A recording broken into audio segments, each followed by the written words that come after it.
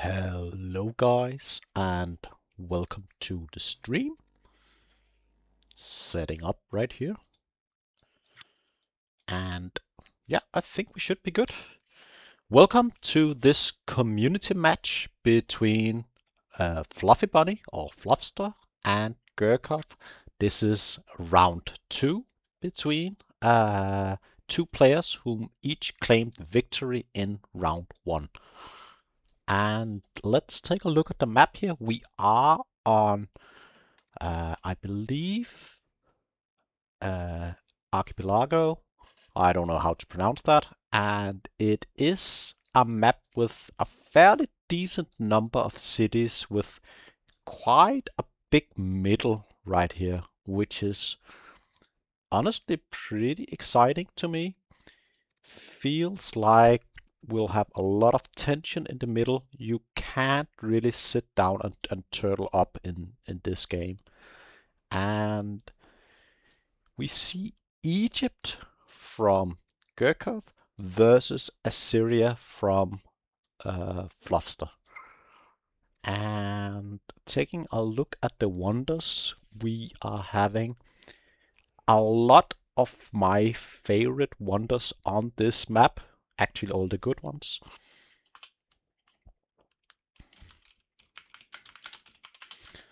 And yeah, they should really just start about right now. Everything is set up. So yeah, this is gonna be a good one, I believe. I am really looking forward to this match. I always like watching Fluffy play. He is one of the goats of the game, and he is one of the few guys I would never count out. Probably the most experienced player in this tournament setting. He didn't do amazing during the first tournament, but he has the odds stacked against him with the way the game kind of dealt him a bad hand in his losses. But he is coming into this game with Assyria. I believe he played Assyria in his first round as well. And that was versus Gel. And he basically claimed victory in 50 turns or so with a lot of initial axemen. And we are seeing him going with a patron start. I'm curious about this choice, opting to go with patrons without too many resources, but honestly, it may work out.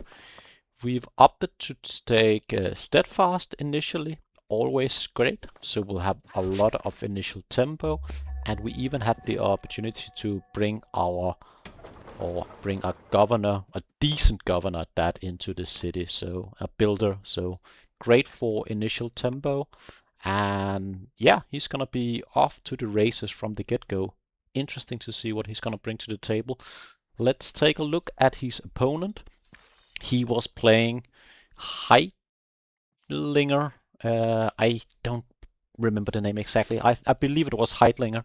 A great guy in his first match. It was a very long game, very close, went all the way to the end. I believe he played Rome, claimed victory from a very solid game all around, and he has opted to go for Scholar. So Schemer versus Scholar, interesting. I like the choice of landowners, and he opted to put his governor in the city, and we seem to have Robust as the random trait. Very nice trait overall. And we went immediately to clear this camp. I don't think we had any upgrades going, but we could get going from turn 1 basically. So that's why we went ahead with that plan and executed. So as said before, great wonders on this map. This right here, German Aqueduct, I would go for German Aqueduct as soon as possible in a Sage's city down here. That would net us a lot of, or maybe, actually this is even better. A Sage's city down here and going with the German aqueduct right here is gonna be amazing. It really could give you a very impressive beginning. We opted to rush, or not rush, but move the settler even faster, and I really like this choice, going with warrior first. We would like that extra warrior early on. We don't want to die to any shenanigans, and it is a quite a defensive opening, starting with landowners and a scholar at that. So I really like warrior first. A lot of people are always just going settler, and it can turn out badly. Let's take a look here what Fluffy is doing. He opted initially for the patrons, as said before. He has healed up his units, also going for a unit initially, and he's going for the champion seat. Always love to have these champion seats early, get a lot of warriors, and I basically have no notes from the get-go. It really looks solid to me what both players have done the first few turns. We remembered to put up our resources, and again, back to Egypt. We are at the part of the game where each player is swapping turns back and forth, back and forth. You like to see that. And yeah, I think Egypt is gonna have a great game if they can survive through the early game. And good evening, Brack, to Alaska. I love that we basically span the entire world. What time is it in Alaska currently? It's gotta be what, 11 p.m. or something? Is the difference? No, probably a bit less, maybe 10 or something like that. I don't know exactly. But either way, welcome to the chat. And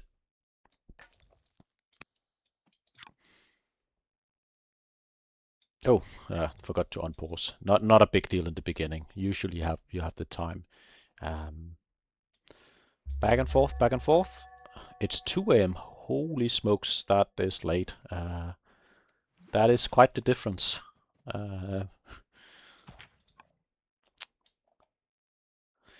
And we are back to Fluffy starting on this camp up here. I wonder where this is going. It's probably gonna assist up here. We didn't take any general. We could go with the queen. I like to do that quite often. Put my leader, even if it's a schemer, on top of the first unit. We're gonna net a bit of experience, and the extra movability around can net you a lot of tempo initially. So I like that. Divination has been discovered. That opted to be the first choice. And hello, Frederick. I believe Gurkov did Egypt first, and I really like this choice of Egypt. We have excellent wonders on this map, with especially the cigarette and the German aqueduct being immensely powerful. The German aqueduct in this position with a Sage's City could be such a good move. I really hope he is gonna do that. Although it may be enticing to go with a landowner city down here with all the barley, but I think a Sage's City right here and getting German aqueduct right here would net you 10 science, which would go a long way. So that would be my initial idea about Egypt from the get-go right here. And back to Fluffy, and he opted to take ironworking first, going for the free worker. I always like to get the free worker early on. I think that is the correct choice. And we are starting to clear the second camp. Found some decent value in the beginning, and we see a lot of harvesting. I believe he would like to get this to develop as soon as possible. and back again. It is difficult to keep up. A bit of a slower start, but it's probably going to be fine. We do have landowners. We can pump out a lot of initial shrine right here. It is gonna be the shrine of Osiris, and gonna net you a lot of culture, so pretty decent position right here. I would maybe have opted to put it in this city to get our development in here, but maybe we would like to race for strong culture in our capital. Could be the case. We have decent scouting from Egypt. The double beginning with 2 scouts is always neat. And I think he's gonna be fine on clearing this camp, most likely, but not before it will spawn at least 1 additional unit. And I do agree, Frederick, it is sort of greedy going with a non-military leader on Egypt. It's not the biggest map, and there is gonna be a lot of confrontation in the middle. I really like this map, and taking the middle is gonna basically give you a big edge in this match. So I really think that is great. Yeah, I agree, Frederick. I don't really see the patrons here.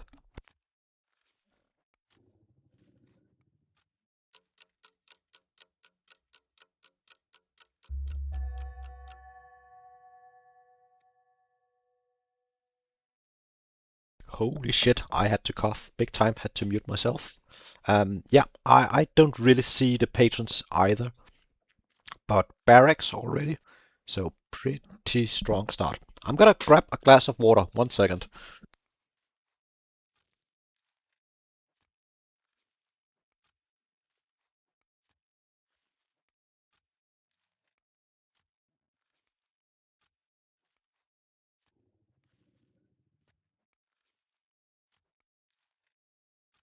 I am literally dying to bring you the entertainment you would like. I am ill, but not severely ill, and probably not doomed, so we should be fine.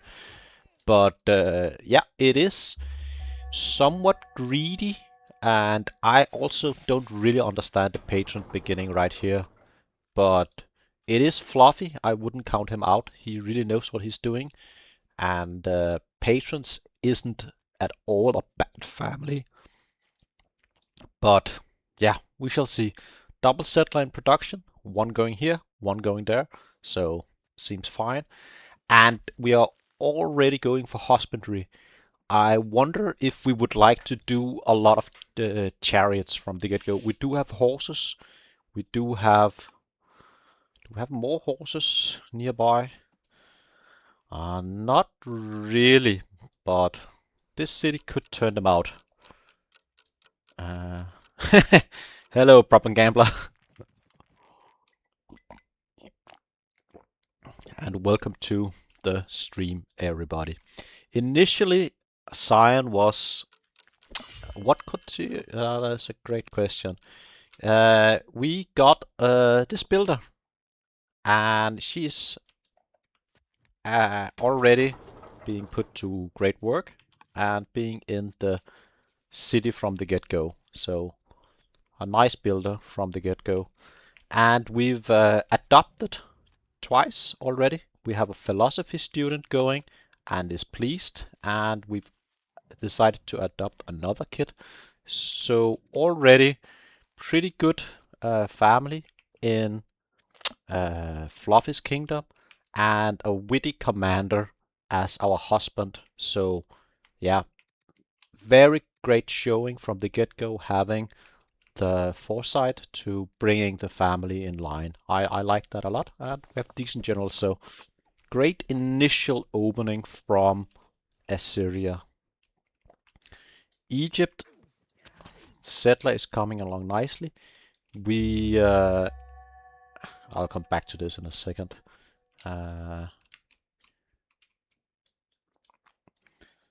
So back to Fluffy. I hate when it doesn't automatically transfer back and forth. Sometimes it's not doing that. Ooh, mysterious sword. That is definitely not a bad pickup. But we are not really currently using our schema for anything. Um, and only one tribe on the map, so we are not gonna get a lot of orders from our schema from the get-go, which may be going in Egypt's favor. Back to Egypt. He seems to be struggling a little bit with this camp, although he did kill. Did he kill one unit already? I believe he units killed. No, we haven't killed any units yet, but we should be able to clear this just in time before upgrades. So pretty well timed from Gurkov before we get a respawn, before we get an upgrade. So really nice, all in all, from the get-go. We opted to go with the second landowner city. I can see why you would do this, and honestly, it is not a bad call, as we have a lot of barley, and yeah, not at all a bad call. However, I'd still say there is even more value to be had by going towards the Sages city, getting the German aqueduct early. However, there may be some value to not initially go all out on getting Sages, and maybe we can get a great tech by delaying Sages a little bit. So there is a value proposition right there. But if we would like to get German aqueduct in a Sages city, where, in my opinion, it is the best, we need to go all the way down here now, which honestly may be our next clear. Honestly, I would opt to go for this city before this city, honestly, because barbarians are not gonna upgrade and be dangerous. And we can see Fluffy is doing exactly that already. And back again, we founded our paganism. We got trapping going, which is nice. A lot of initial, actually not only elephants, but we would like to go towards barracks quite soon. And we are coming in hot. We need to bring this guy in as well. But look at this, just before unit and upgrades. So we are not too far behind on initial tempo. We do have 3 cities online in Egypt right now. We're actually ahead by a little bit. So from the get-go, not bad at all. We do double shrine in the landowners. I like doing this shrine in the capital as well, as we'll have our unique unit spawning in this city. And we did build a shrine down here with a lot of culture. So when we get our unique unit tech card eventually, we are gonna have them leveled up by 1, which is pretty good.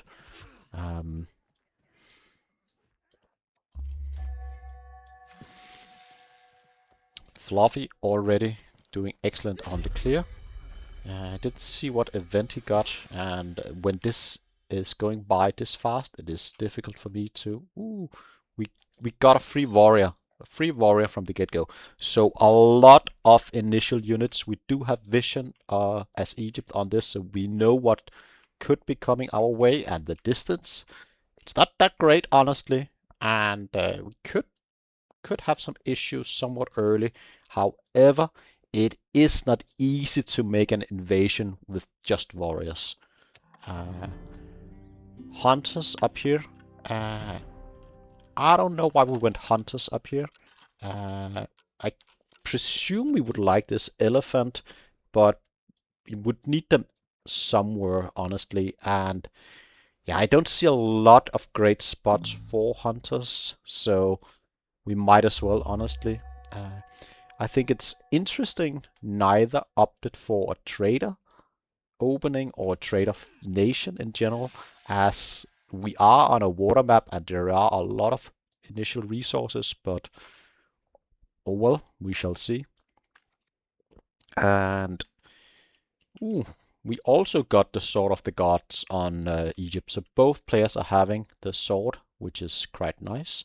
We'll need to take our general out and put it on a unit eventually if we'd like to use it, but probably worth it. So maybe this is gonna be a Sage's City. Do we have done anything out of the ordinary with our tech? No, not really.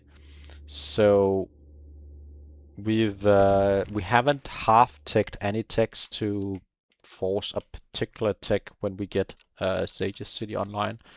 And I kind of agree. I don't like delaying Sages too long when I am going with a Scholar opening. There is so much initial value to be had. Fluffster is just doing the triple settler currently. We did get quite a lot of food from the get-go, and why not? Triple settler, you love to see it. And we are gonna have a spot here and here and most likely also over here. So very interesting. And this, as far as I'm concerned, this is the ideal build queue early game if you can afford it. And 2 units should go a long way. We did eventually put our leader on a schemer or on a unit. So yeah, I like that. The initial clearing tempo is definitely going in Fluffster's way, but we are having most likely a better economy in Egypt with the workers coming in hot. Well, you have a pretty good idea about what the opponent is doing, but yeah, this clearing camps early can net you a free warrior, which is always nice to see, always nice to have. Did we force march on this? One. I think we maybe force marched to get back and start healing. And we are moving forward. It looks to me like we're going for this camp. And I can see why would opt to go in this direction. But yeah, I'm not certain how it's gonna work out.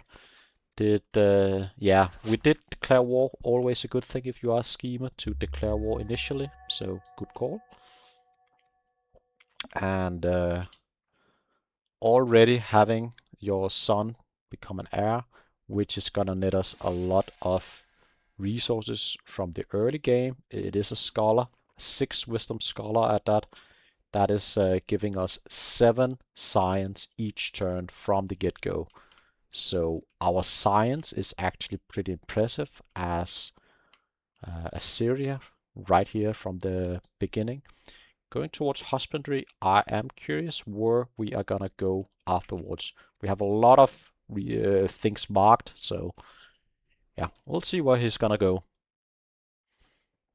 And welcome to everybody in chat. Lovely to have you guys here.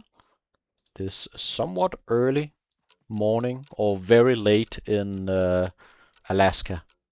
2 a.m. I've learned. So it is quite the difference.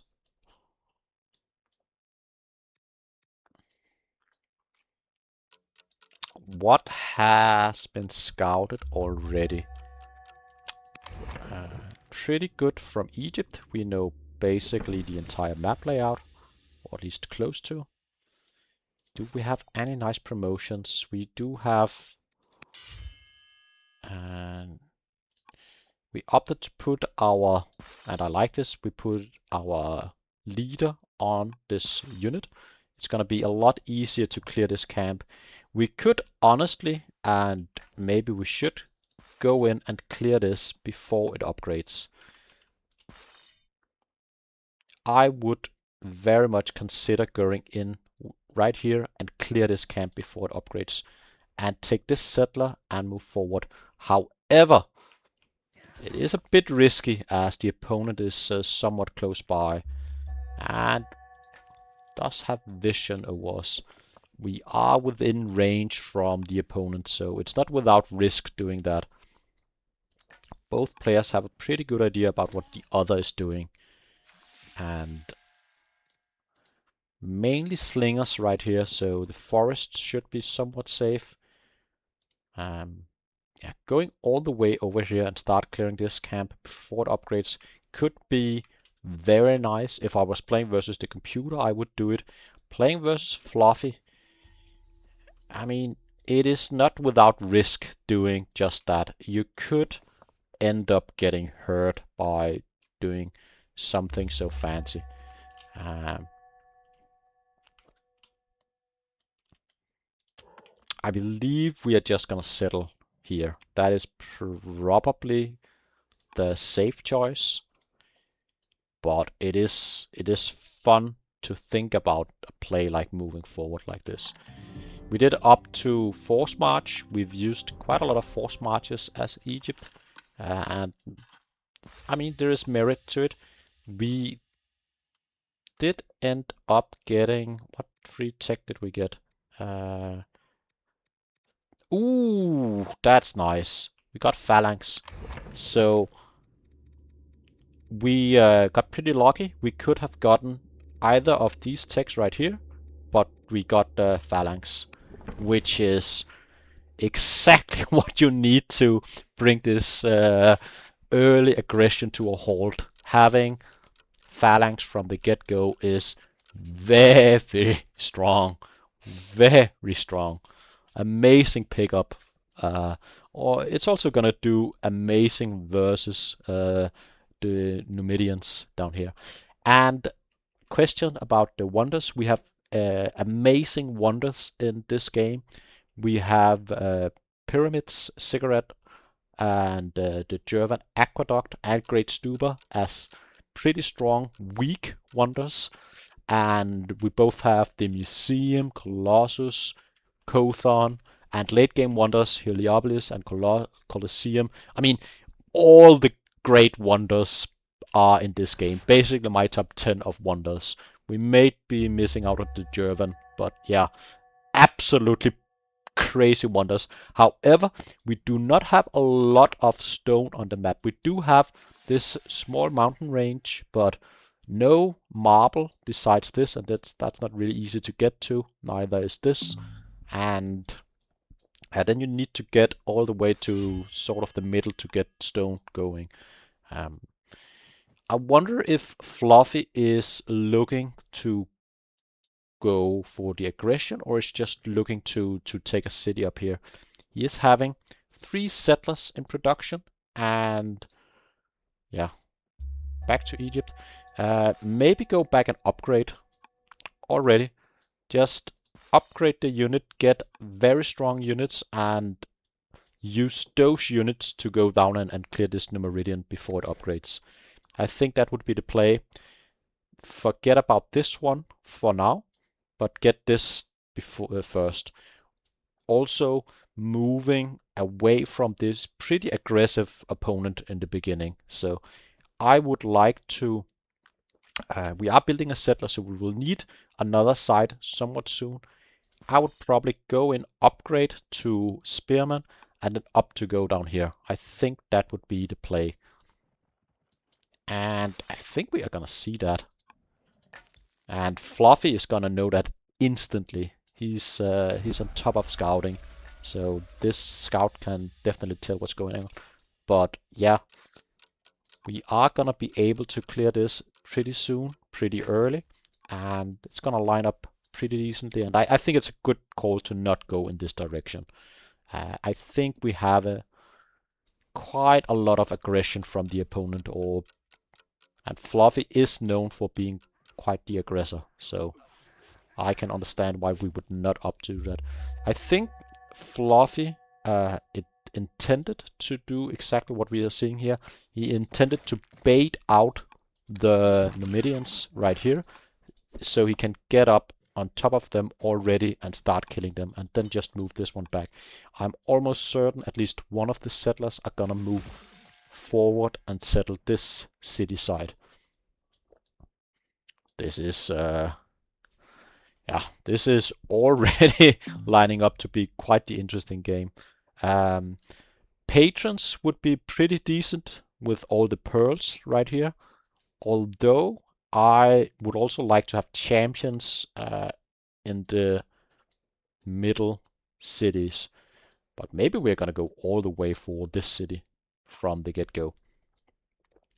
As for techs, we started with going to husbandry, and we also opted for divination and the free worker. Back to Egypt. Beloved mentor. Yeah, and then let's take a look here what we got going. We got our philosophy student, and we do have some kids. We do have 2 courtiers. I don't know exactly where we got those. I kind of missed out on that. But crazy science from our courtiers, and scholar student is gonna be pretty strong. Judge husband, all in all good. I don't like this. This is, in my opinion, a mistake, as this one spearman is gonna be fighting a lot. We are gonna be in the forest, which is gonna be great. We would like to crit, but we didn't. Yeah, this timing is unfortunate, and we should honestly have seen that before. So yeah, this is the first mistake of the game, I'd say, going for this camp instead of this camp, or when the timing worked out the way it did. So that is something to watch out for. I think we just took the experience. Got Highlander. We have a lot of hills. We do have enough hills to make that worthwhile, I think. And yeah, nothing but settlers and food production. A lot of growth. Look at the 21 growth already. Pretty strong overall.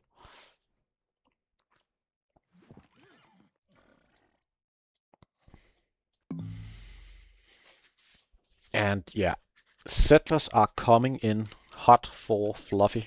So he is gonna be up in a few turns by quite a lot. But are we gonna witness aggression here? This, how much damage are we gonna take? Probably only 1 damage from each of these guys, but this guy and can't do actually not a lot. 1, 1, 2, 1. So not a lot of damage. The Sword of Gods is doing work, so we could also kill this one actually. Still 4 turns before we get our settler, but already building a spearman.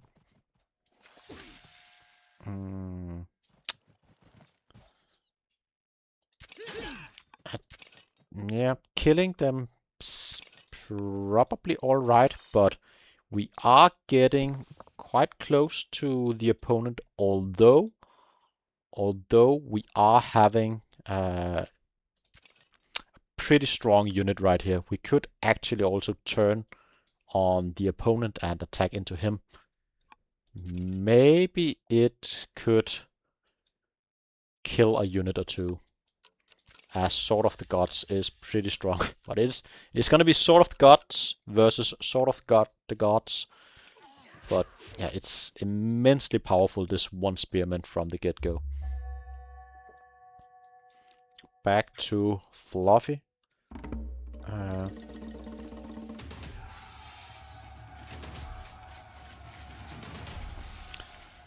We got a note, and I like the notes. I love the notes. Spear of Gods, eh? Scary. Yeah, both players having Spear of Gods, and we got a free warrior. So we gotten 2 warriors from the clear events. We have a pretty strong initial army going in our favor currently, and yeah, I wonder if we are gonna heal up and attempt to punish your opponent. I think that would be a pretty decent call, honestly, as you gotten a lot of free tempo from the 2 warriors. So it could maybe work out, but getting getting a city down right here would make for a great spot to defend versus Fluffy. Us having Highlander and fighting in this territory would be pretty good.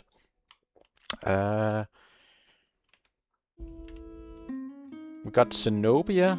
I wonder when we got Zenobia. So apparently she's been ruling for a little while. But this is a perfect city to provide autonomous rule.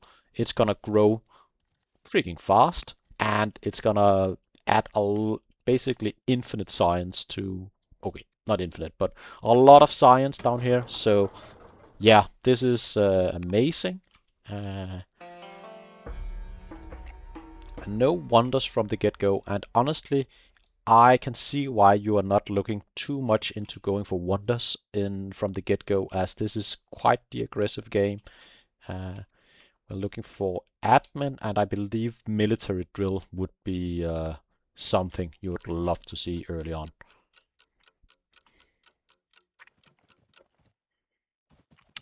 And I think this is.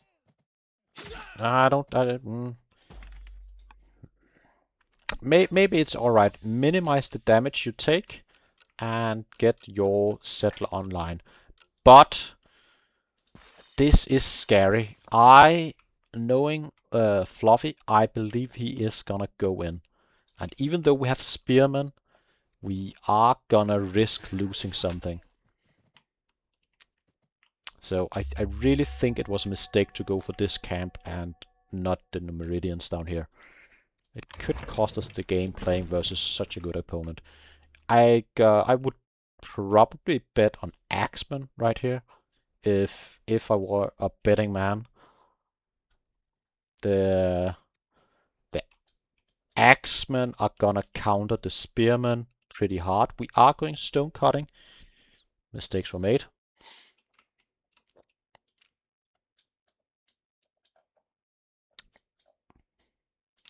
But look at all these settlers, and we are gonna get down here in time. And yeah, we can take our time, we can heal up. We do not know when the settler is coming, but it is still 3 turns away, which is a lot. The family opinion, great question. Overall, decent opinions in the Fluffy Empire.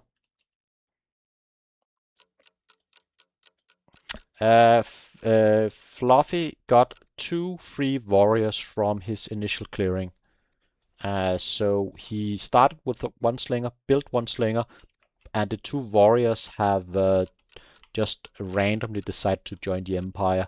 This sort of offset by getting Phalanx as our free tech in Egypt. So all in all,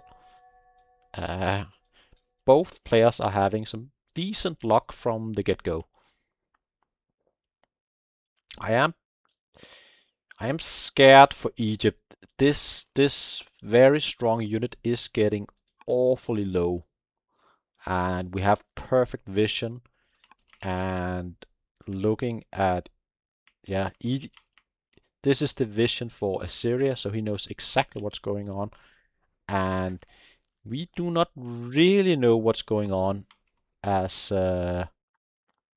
Egypt currently. So there is definitely a risk of an alpha strike coming in hot here.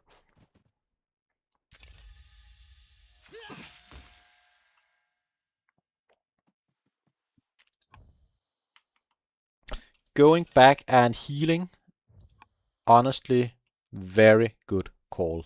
Very good call. I gotta really give a lot of credit for this move.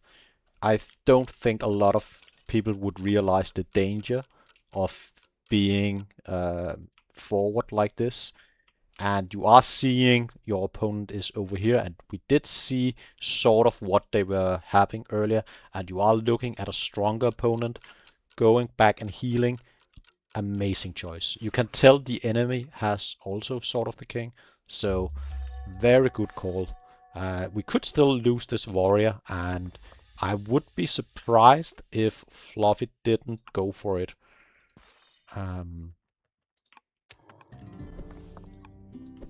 we could absolutely kill this warrior right away. And we could honestly be looking at a pretty fast game. Looking at nothing but settler production, and now the workers are coming.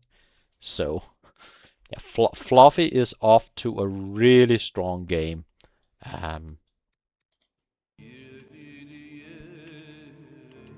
We got our husband. Pro tip, don't piss this guy off. You may get an invasion early on. I learned that the hard way in my game, or I relearned that. I sort of misclicked, but still, it wasn't great. I had to deal with 1 6 strength unit and 3 strength unit on turn 25 that basically invaded what would, yeah, around this area. They just spawned on the sea and went for my new expansion. That was pretty annoying to deal with.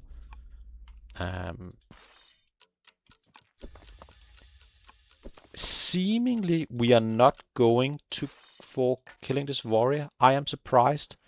I would honestly have thought Fluffy would go for this warrior this turn.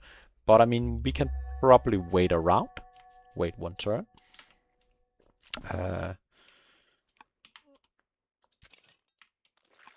Yeah, this guy is in danger, and he may not realize it. Do we have any amazing events? Some decent events, but nothing out of the ordinary. We have some workers standing around, not doing much.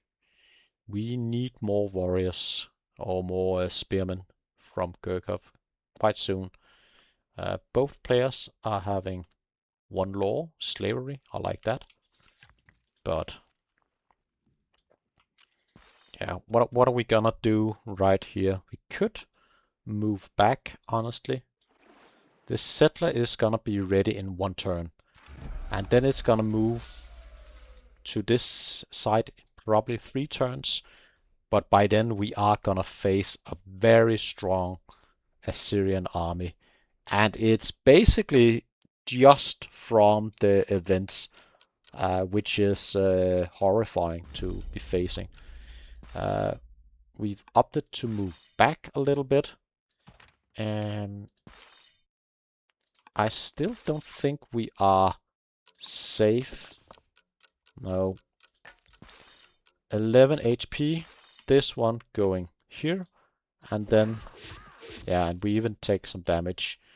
So I think this warrior is honestly dead, and then we're gonna be facing this army with only our spearmen, and we won't have a place to settle. This is quickly being Fluffy's game. He's just gonna maybe win in 25 turns or so.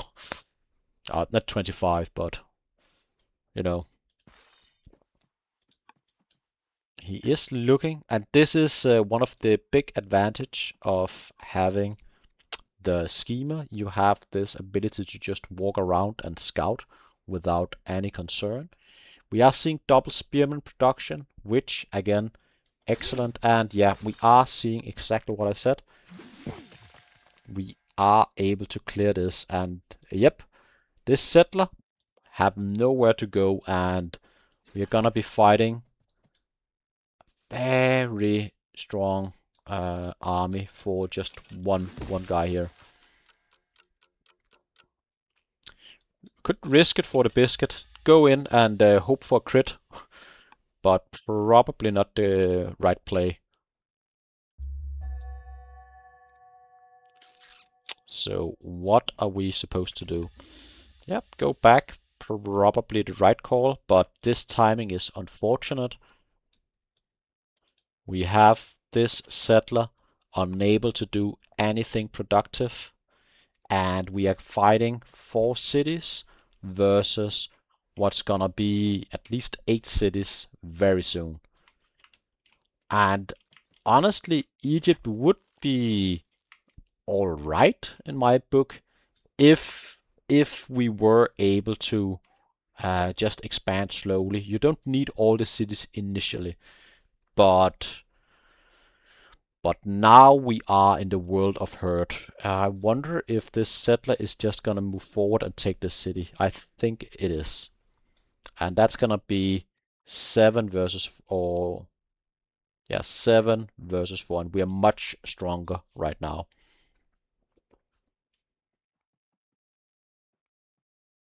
So how are we gonna deal with that? Probably not the text we wanted to get this time around. Husbandry. I believe we were looking for military drill. But, I mean, at least we have spearmen. Spearmen are strong and a lot better than whatever our opponent is having currently. But it is very much an uphill battle.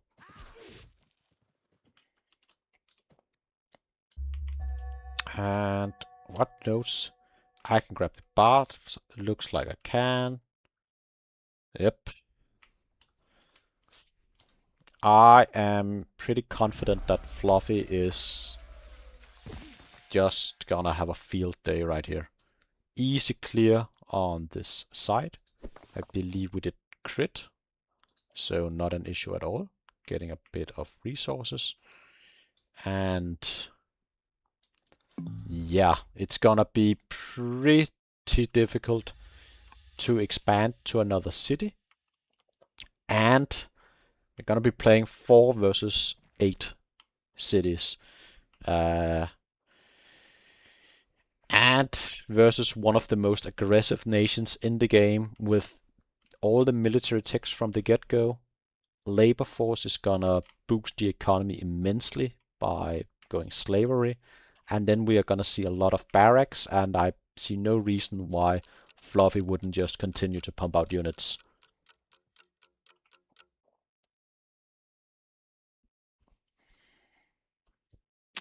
We need...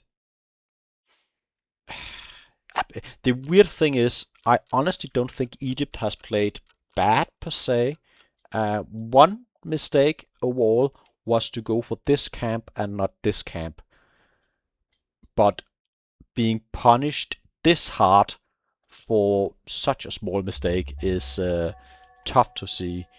And yeah, I don't know exactly what we are gonna do as Egypt currently. It seems like our air got insane.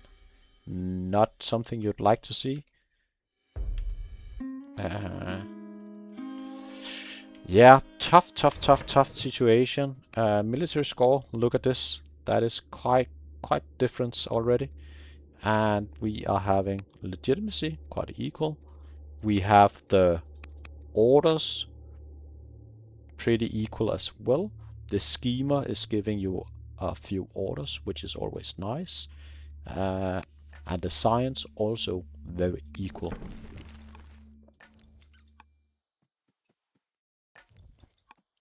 But what are we supposed to do? We don't have enough things to do with our orders as Egypt currently. We just need to build up and see what happens. But the issue is just building up when you are at half the cities as your opponent. It's gonna be very difficult.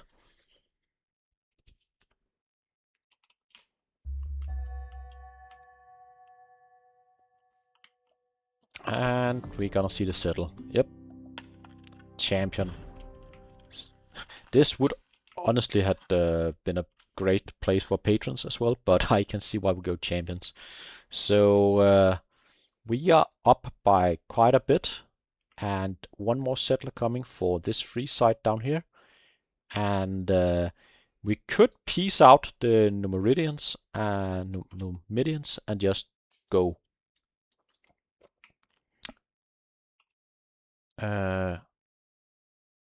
No, we don't have steel currently. I would probably have tech steel. We had the opportunity earlier, but I believe we went for stone cutting instead.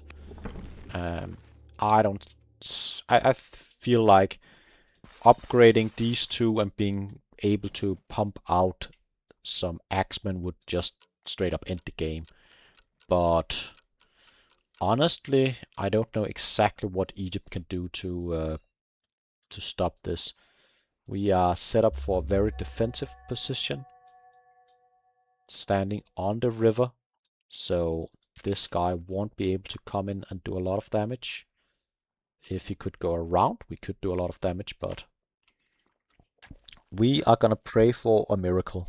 That is probably our best bet currently. We are tutoring the second kid, the first one getting insane. I don't know which event gave us insane, but it is not what you would like to see. And this family situation, even though we have some excellent courtiers, it's not really coming together for a pushback right now. And family opinion, the riders are not super satisfied, which is gonna cause us some issues as we have 2 rider spearmen currently.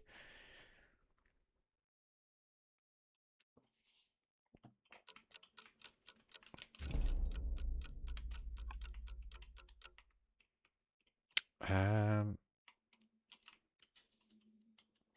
if I remember, I shall attempt to ask why he didn't tutor in the beginning. He still got a pretty strong, look at this air, 6 wisdom. I know it's not that impressive by stats, but it is science, what you would like to see this early on.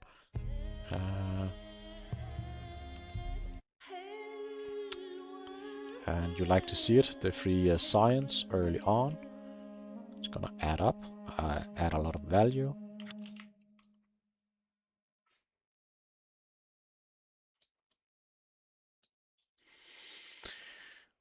All right, how are we gonna approach this from Egypt?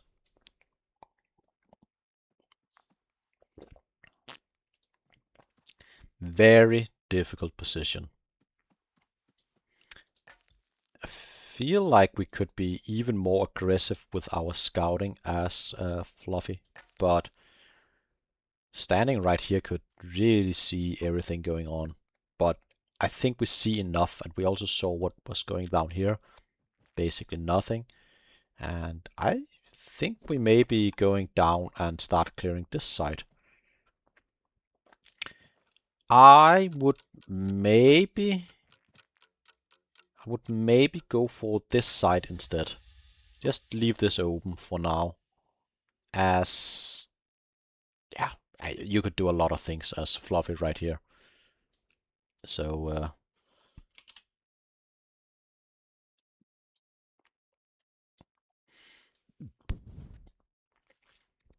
maybe you should use civics to rush out a few units.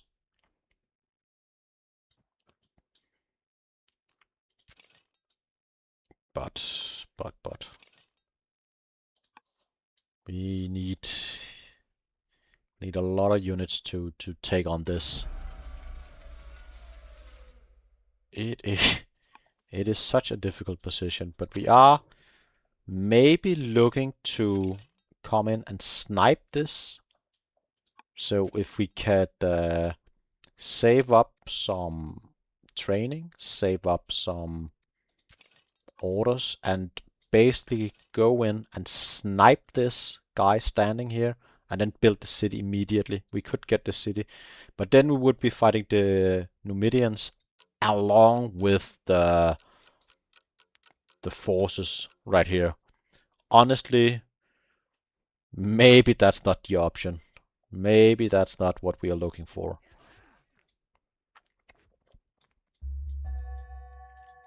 Mercy for the weak. Is that something we're looking to do? I don't think.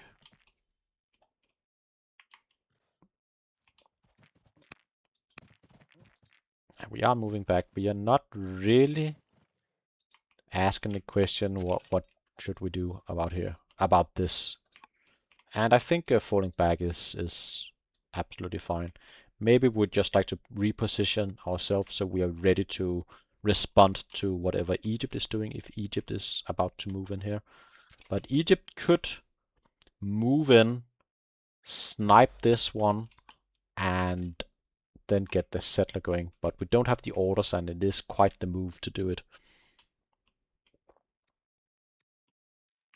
And the workers are just coming online, and we're building up our empire fast.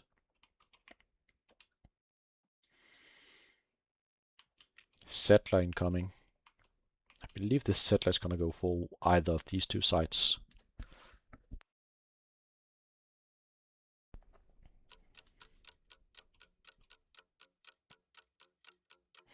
This city went with hunters as well. This was an excellent patron city, but yeah, honestly, it may not matter that much. I believe we need military drill here.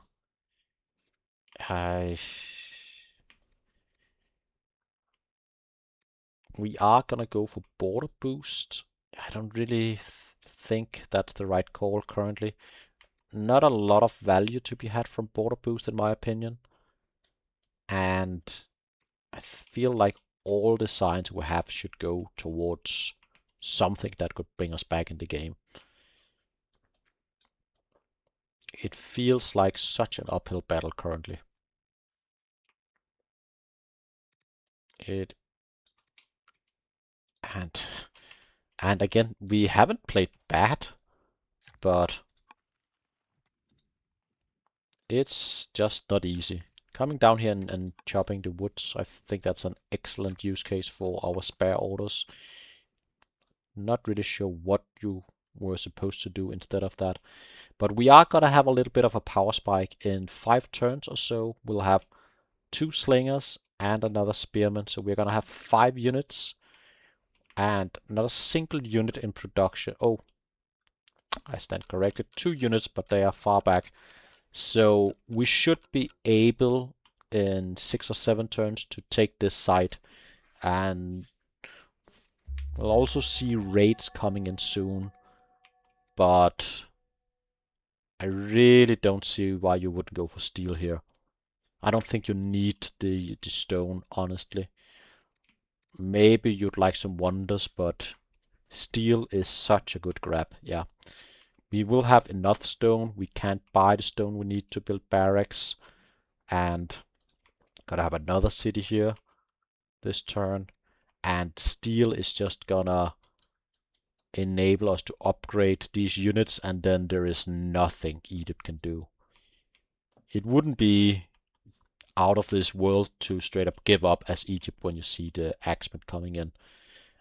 Not saying we would see that, but if I was in a cloud game and nothing too serious was going on, I would maybe consider offering the game up to Fluffy at this point and just rehost a new game. Did you see it, guys? I did basically cast a curse Fluffy right here, so he's probably gonna lose immensely very soon, and I apologize in advance. I am sorry, Fluffster, for caster cursing you already, but yeah, I would like mainly stone or quarries to be built, and then I would like garrisons and barracks.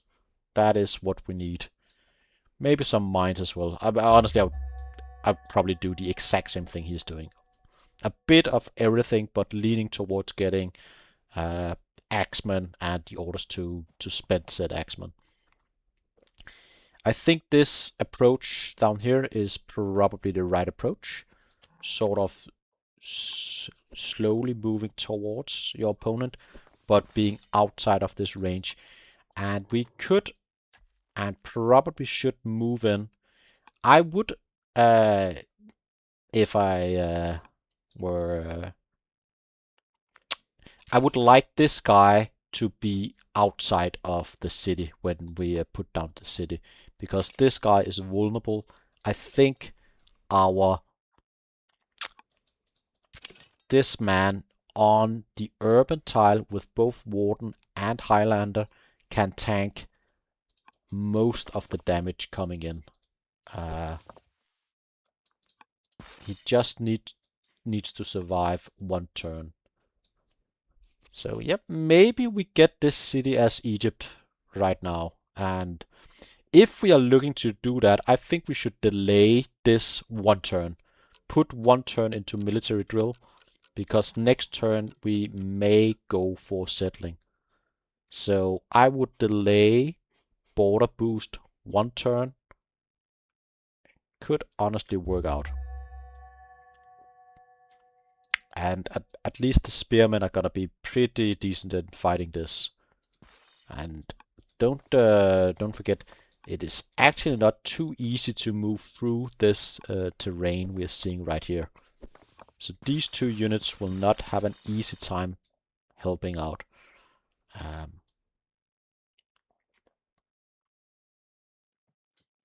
But just looking at this empire, it is an empire, already an empire from Fluffy.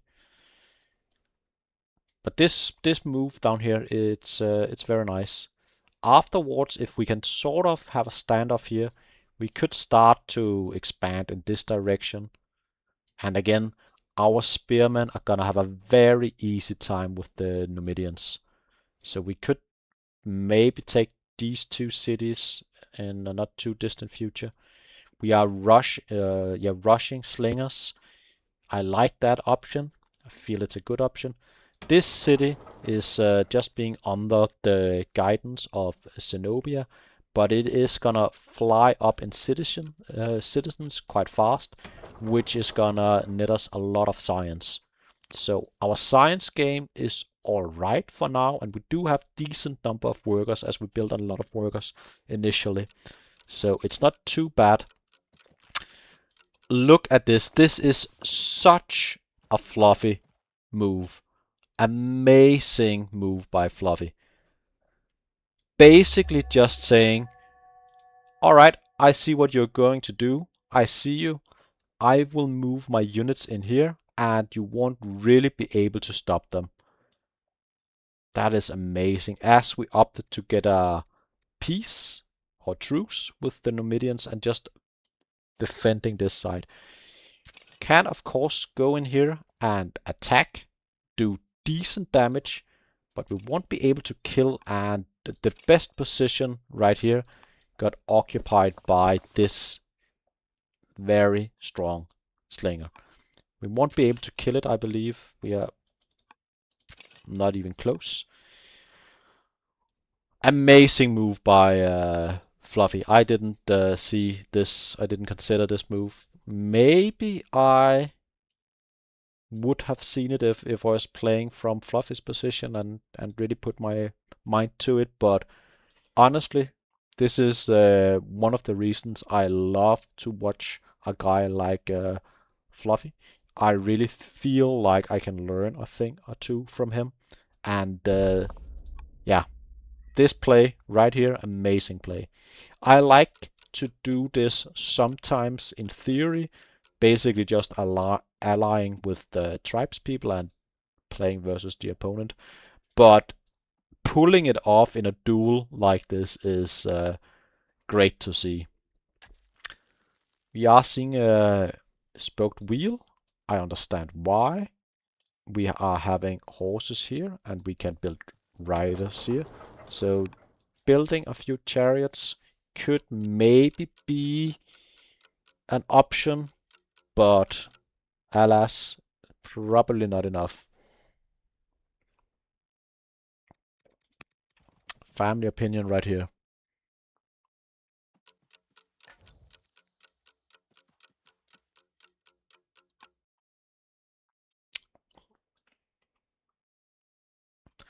Yeah. And where are these raiders going? They are going for Fluffster. That is pretty lucky and probably exactly what you needed. So these units are next turn gonna be attacking, but with that said, they're just gonna be cleared easy. It's not really gonna be an issue. Never mind, never mind. Not at all.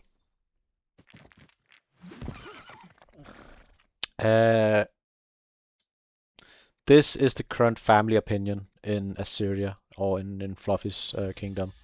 So not really any concern at all. We have no pagan religion, and we don't really need it where we're going. We just need access.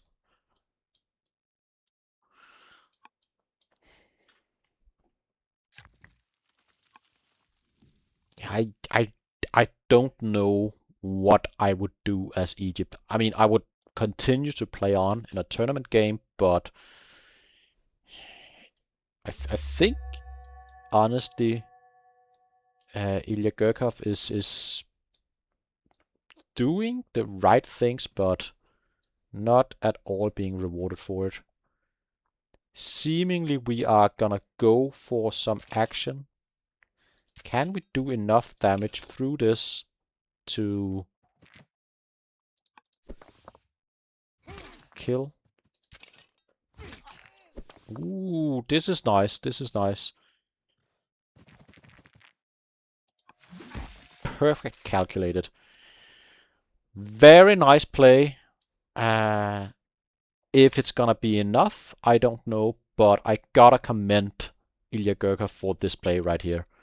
Amazing play to get one unit down. It may not seem like a lot, but it is. It might be just enough to get a city down. This guy right here is gonna not cause a lot of issues, but some issues. Amazing play. Honestly. Do you see a fallback? Yeah. Amazing play from Egypt. Holy shit, the level in this game is high. I am glad I am not facing either of these opponents, honestly. Um, and as I stated earlier, I believe Fluffy might be the most experienced multiplayer player. I'm not saying he's the best, but of all the players in the tournament, I may think I am most scared of him. And I mean, you can never count out Class Koala, and I also believe Aaron is immensely powerful, but you know, those are my top three most feared opponents. Not saying you don't have a lot of other very difficult opponents in this tournament, and a lot of players whom I've considered more experienced and better than myself. Alcaraz, Purple, Bullmoose, and Scientific all know a lot more about the game than me. We have experts like Frederick. I think I have a decent idea about what I'm doing most of the time, but those guys are on another level. But yeah, we shall see. We shall see. I also hope for Fluffy he's gonna go far in this tournament. I think it would be fun. Um, Back to Egypt. We can take this side right now, and ooh, that's gonna be it's gonna feel amazing to get a little relief for what's been happening the last few turns. Definitely want to settle this city right now. Did we get a nice event? Hurricane ended. Marry into the Numeridians? I don't think so. Yep. Very nice. And we are gonna have spoked wheels soon. Could honestly, if we haven't already, we could go horse supply right now and getting started on chariot soon. It is what we will need versus the eventual spearmen, or sorry, axemen coming in. But yeah, amazing play to get this city in. Would we consider to move down and get another city? Or would we just stand our ground and fight our opponent? I think both are a decent choice, honestly. But this was a powerful move.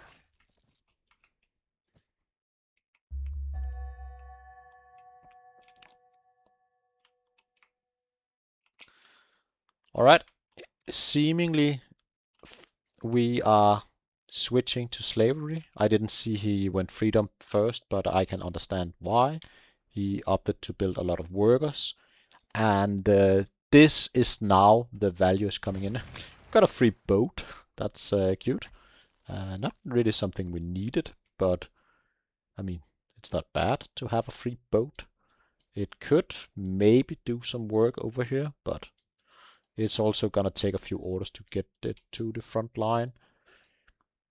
But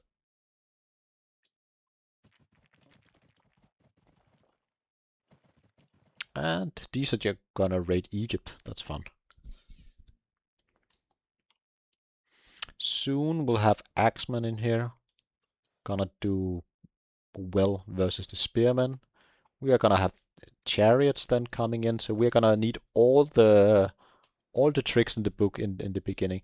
But I think honestly it would be easier for Egypt to move south and get a second city down at this coast.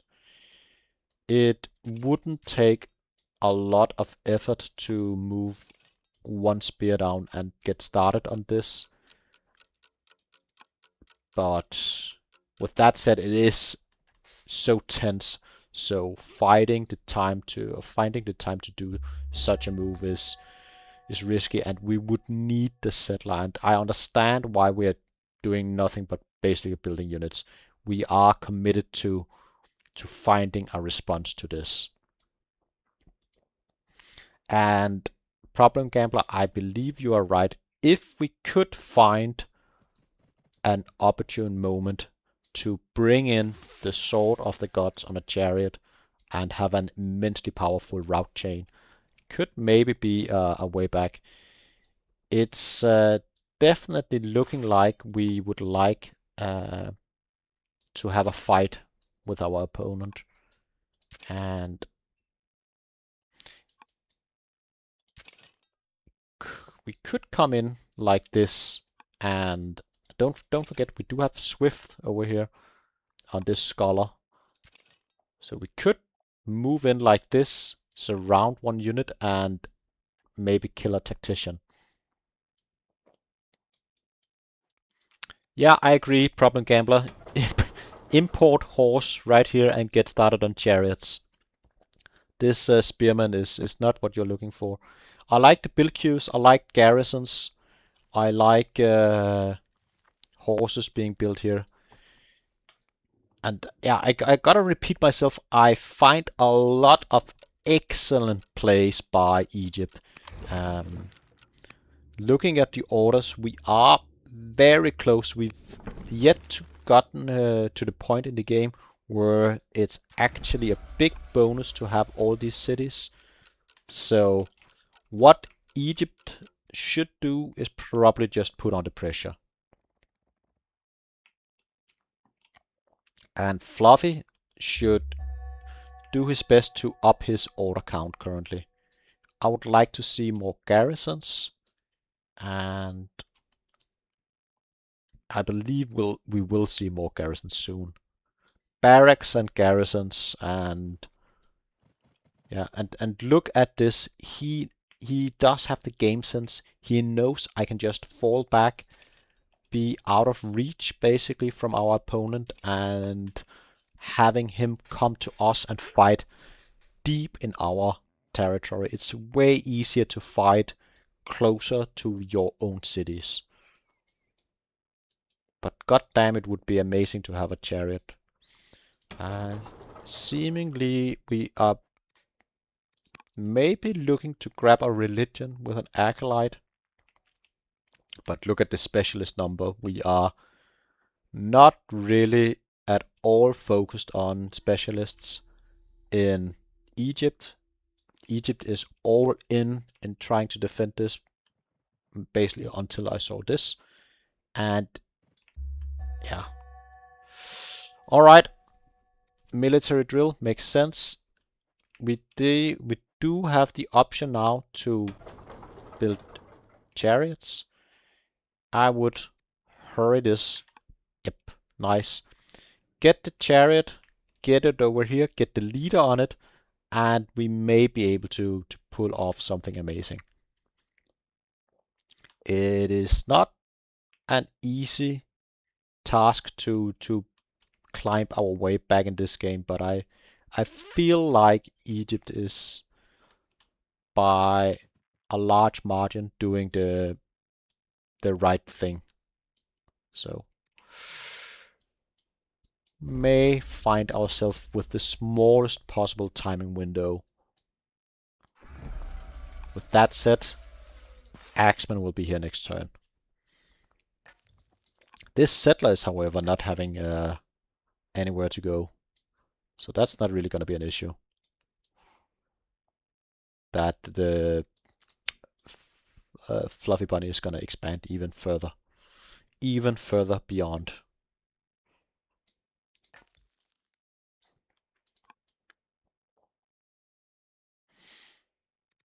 Taking a look here at the military graph, it is pretty equal overall, and next turn we are gonna be ahead with the chariot, and some of the units are back here, so it's right now we would like to take this engagement, but ooh, I like this, putting Zenobia as a chancellor. She's gonna net us a lot of value. This is a very neat, very nice move. Love to see it.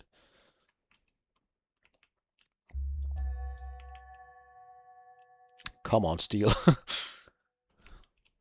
Steel is here. Navigation is gonna be here soon. I see no reason why these units wouldn't be upgraded right now, and we are seeing just that. I gotta commend the players for playing very swift and fast. It's it's difficult to keep up, honestly. I am trying my best to not miss out on anything, but Sentinel Slingers coming in, gonna be strong. We are having the barracks. The settler is moving back. We are probably gonna looking at this city down here. It looks to me like Fluffy doesn't quite realize how committed Egypt is to moving in here. And Egypt is still shown as weaker. That's yep, maybe just about. That is probably a good thing for Egypt. He would like to be shown as weaker currently, because that's not gonna last. Put on the leader, the queen.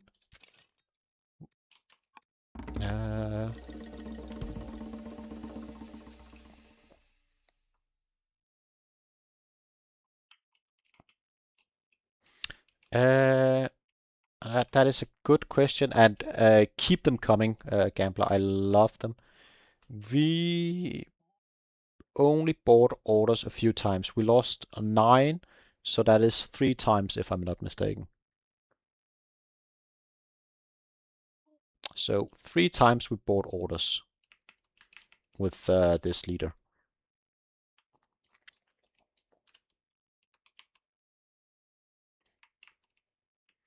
And something I probably should have highlighted earlier, honestly.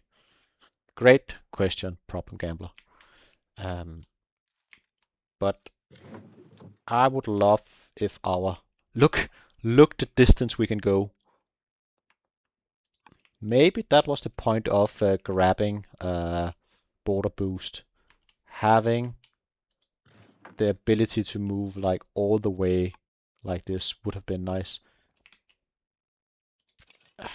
Annoying timing. I like the position of this scout, and honestly, you may have enough time right here. Maybe you don't really need to rush this attack in here. Currently, Fluffy is not scouting a lot, and I don't know why. He is a schemer, and where is our scouts positioned? Down here, and yeah, I understand why we would like to have our scout in this position. We are looking, is our opponent going this direction? But I think it would be immensely more powerful to have a scout located directly in the middle of the empire. I believe you could basically see all the cities and you could tell, okay, how many specialists, how many workers, what improvements, what techs are coming. You would know almost everything the opponent is doing and you could respond accordingly. Because right now you can tell he's pretty hard committed to trying to push back right here. So maybe building a fort. As I say that, I realized, oh, it's a barrack. Maybe building one fort here instead of going down here with, a few units, you would bring all the units up here. But yeah, I don't know. It seems like a missed opportunity to have the ability to be invisible with the scout and not having the scout positioned in a position like this. That is my take. And looks to me like we are clearing this raid, which I think is probably fine. Then we don't have to deal with it. Do we have sort of a timing? We are moving this one forward. Do we have... I mean, I would love to get our scholar with Sword of the Gods on that chariot. I don't think our opponent have vision of the chariot, yes. No, he does not. So if we could get our lovely scholar here, we could do a lot of damage. It's gonna do a lot of damage even without, but it would do so much more if we could get the scholar here. That would be a power move. That would be a power move. This is quite the exciting game. I do almost feel bad for Americans not being awake, and 16 people are watching right now. Hello to everybody. Feel free to ask away, and if anyone would like to join in and co-cast, do let me know. I wouldn't mind. I actually thought Scientific would be casting this game, but yeah, he dipped out. He was tired, which is honestly perfectly fine. I'm having a weekend with not a lot of plans, honestly, and the few plans I had was early in the day, so I can cast all weekend, but but company would be lovely.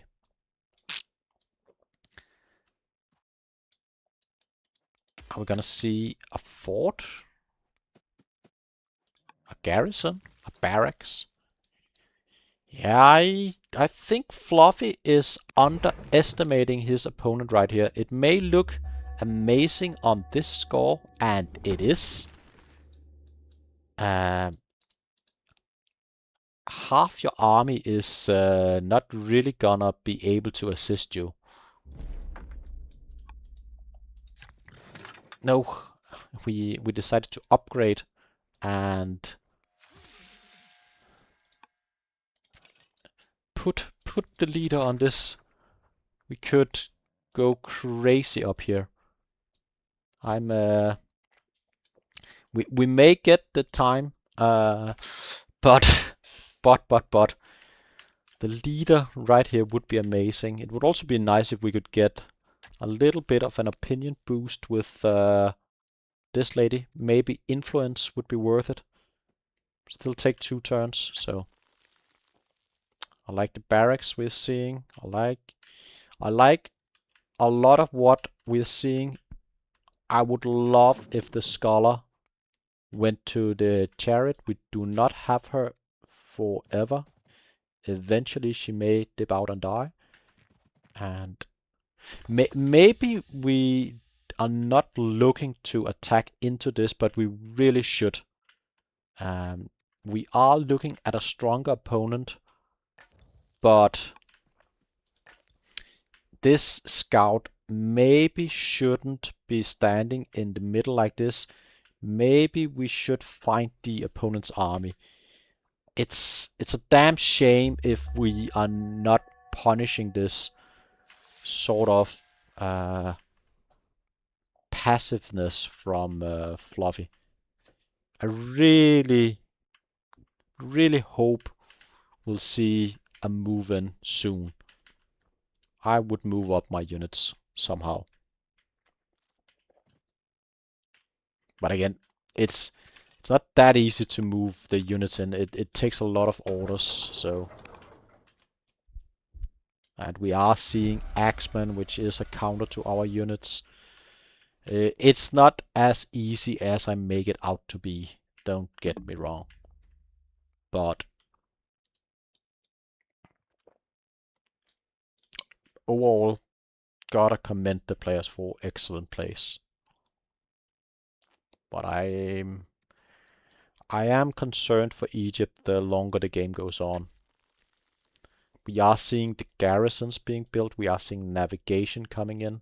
It is gonna be a lot easier very soon for Fluffy to defend anything coming his way. Is this the turn where we take our leader and move it to the chariot? It would go hard. I mean, it would still go pretty hard to just move in like this.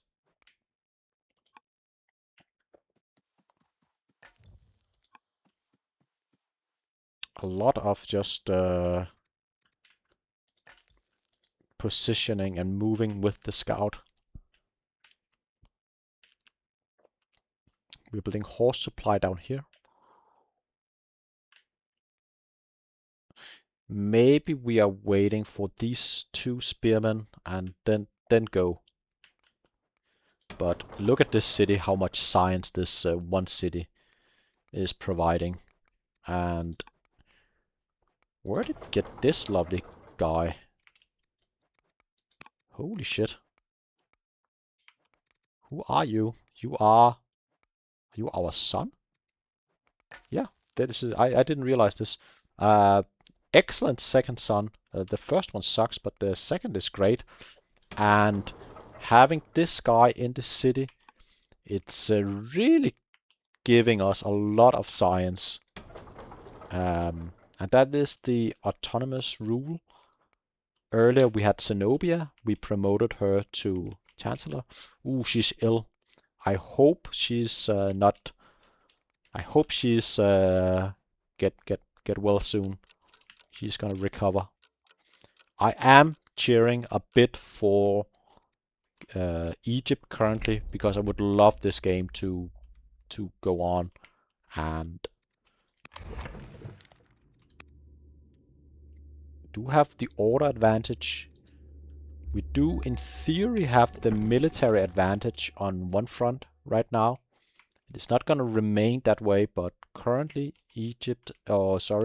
Assyria is preoccupied in this direction, so I believe we have a timing window right now. But as said, the specialists, we are building offices, we are building our empire back here way more than the opponent.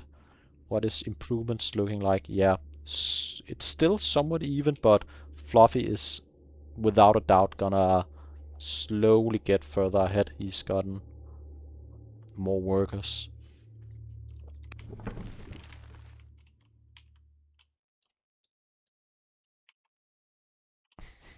But this city is single-handedly really pulling its weight, and it's the autonomous city. I love this. This is amazing.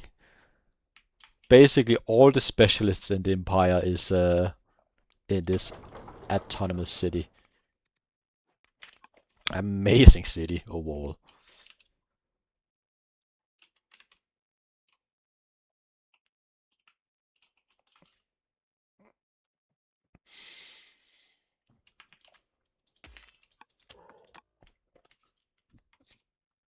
But we are looking at Assyria with slowly getting all the barracks, all the garrisons, and I believe all the specialist slots. It's just slowly gotta be filled with.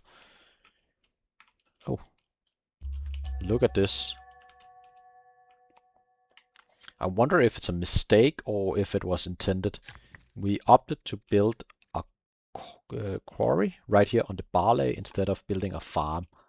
I believe that's a mistake, honestly. But I'm not certain, but I believe.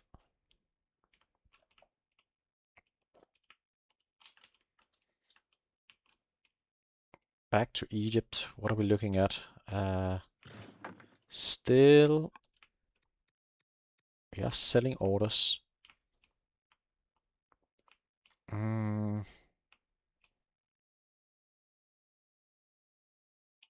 what should we do against Axis? I wonder when we put down this note. I I really understand why we are not moving in. You are looking at an opponent stronger than you, but you do sort of have vision of what he does have here.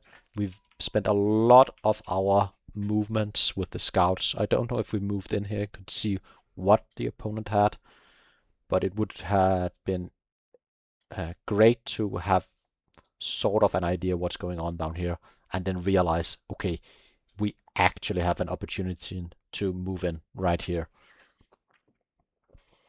It's way easier to say than to actually pull off. But it still saddens me we didn't promote our queen to the leader right here. She could do so much work and afterwards move in with the units sort of ready for an alpha strike. But Assyria is having slight issues with the relations. Could eventually be a lot of issues. We will need to find a solution for that. We've gotten a lot of value from this. Looking at the family tree, I also believe we do have... Sorry, that's not the family tree. We did adopt our leader and king. Oh, the king died recently. That's not great. But we got one adopted son, second adopted son, and then we got a third daughter that died, apparently. I didn't realize that. And then two traveling afar, which is our normal kids.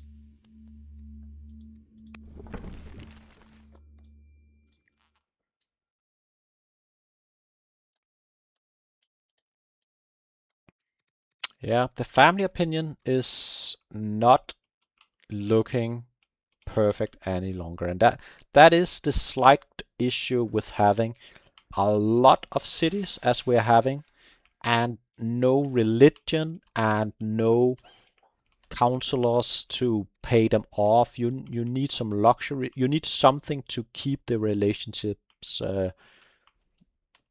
as good as they are right now. Especially when we bought orders. But with that said, settling another city. We're having 5 cities versus 9 cities. Effectively, this is simultaneously not in the equation and the best city in the equation, as it's autonomous. Amazing to have you still here, Brack, with it's gonna be what, 2:30 a.m. currently in Alaska. That is quite late.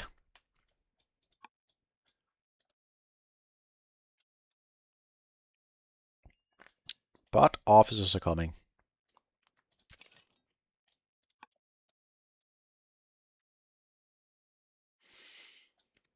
And Assyria is going for a training boost. Interesting choice. I rarely go for a training boost. But maybe we feel like our science is better compared to our opponent than it actually is. But we really should consider to go soon if we would like to take advantage of this lady. Why are we moving a slinger back like this?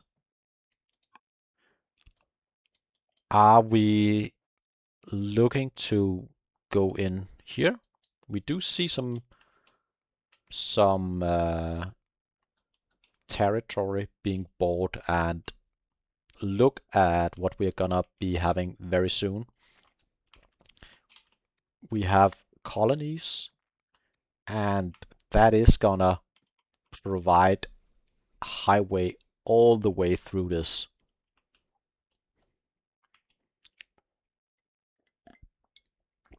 I agree, Max.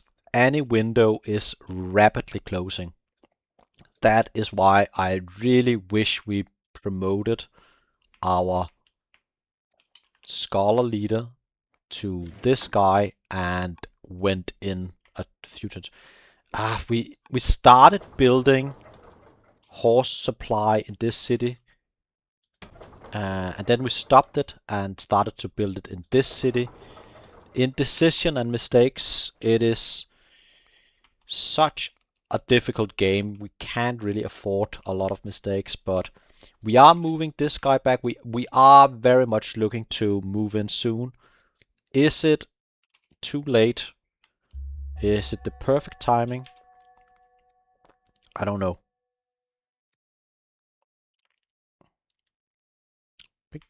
What did we pick? I wish you could tell what people picked in the events. Did we opt to go into freedom? I don't think so, no. But yeah, this small window is rapidly closing, but the big unit is away. The time is now! Because, oh, this is, yeah, the time is rapidly closing. But I mean, it's not really gonna be, oh, we even have more raiders coming in soon. But it's not really gonna be an issue, the people have, or the enemy having excellent travel speed if they are just traveling to their death. So if we have the most powerful army, it's probably gonna be fine, but uh, ba ba ba ba.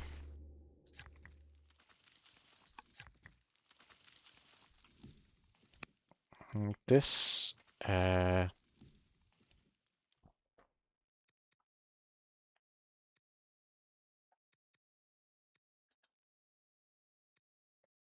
I'm not sure about that. I'm basically blind to everything going on down here. This is a blind spot for me. We're building a bireme. We're building a lot of biremes actually. Why are we building 4 biremes or 3 and having 1?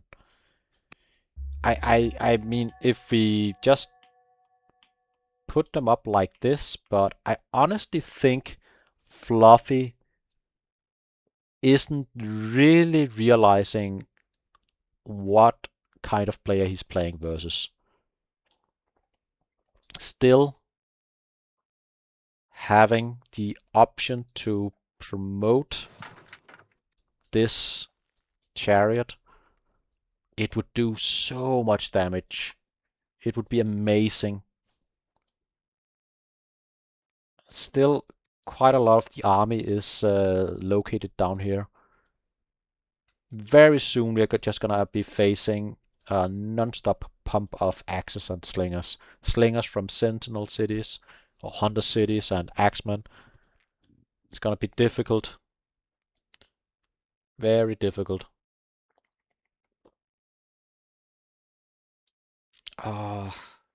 It would be so fun if we saw a move in very soon, as I really think you could do a lot of damage with Egypt.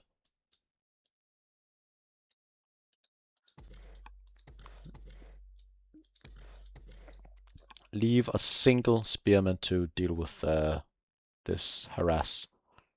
Have the slinger go up here. It is tense. It is interesting. We are taking some promotions. I don't believe... I think Fluffy has been preoccupied with a lot of stuff, so he doesn't really have excellent scouting. And yeah, we could basically alpha strike in, but we need the alpha strike to be our current leader. Could gain judge instead of schemer. Maybe not a bad choice. Yeah, and we are going for exactly that.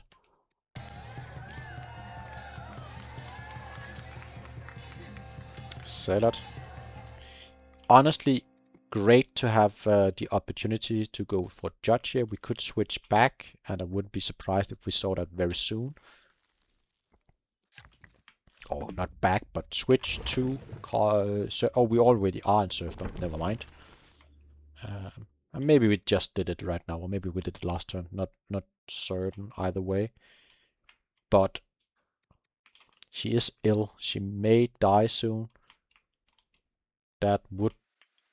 Yeah, and now we do see a scout coming in.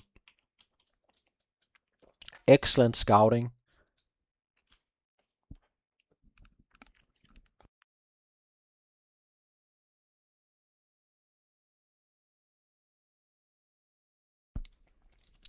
Now Fluffy realizes what he's fighting against. And look, he is falling back as he realizes this may be scary, or he's at least spreading his units.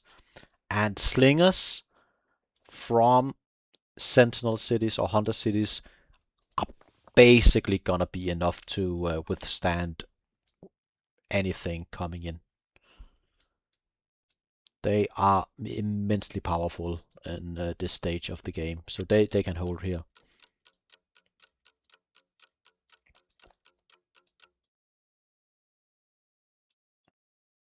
Seemingly we'll have a break in 40 minutes.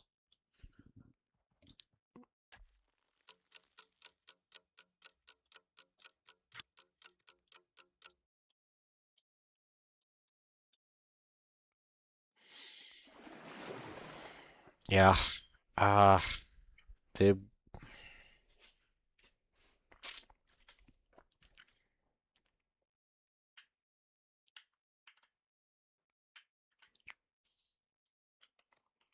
I mean, the science is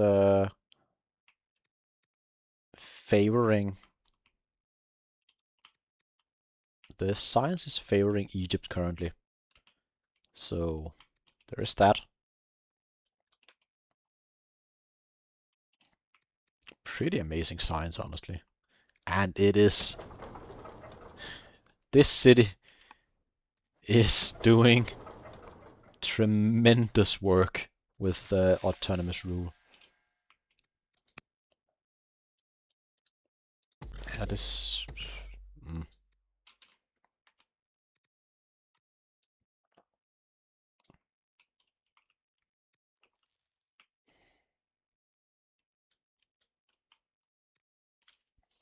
Oh, she opted to be a Grand Vizier. Oh, she is about to die. Sad situation to lose such a strong leader. Yeah, this is not gonna last. If you look at the current build queues, it's not filled with anything enabling Egypt to keep the head in the science game. And I doubt Fluffy is gonna make significant mistakes. But triple Byreme is probably not the play here. I think he would love to do a impressive and crazy naval invasion. And don't get me wrong, I think he could pull it off and do it in this game. But I really think Egypt, with Fluffy going down south here, had an opportunity right here. Maybe still do, but it is very quickly slipping away. Not having any religion at all is gonna cause some issues for Fluffy with this many cities. Grandson, Judge, Builder, both great. I love that we have Egypt and basically crazy good wonders and no wonders being built, but I understand why. It is a very aggressive map and we do have a limited number of stone resources. Orders, pretty equal. Military score, it's more equal than it's been in a while. Science, definite Egypt advantage. But these cities are gonna have offices soon. And those are gonna turn out a lot of units. And yeah, we need some judges in Egypt and buying up a lot of specialists in the cities could maybe be nice. Our scouts are no longer hidden. I believe we maybe forgot our scouts were hidden at some point.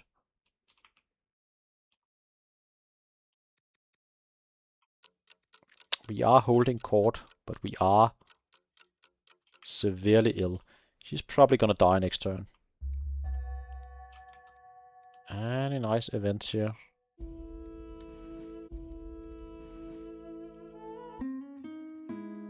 Enact tyranny. Probably not bad. Citizenship. Interesting. What are we looking for with citizenship? I honestly don't know. Neither are gonna provide us with a lot of value, in my opinion.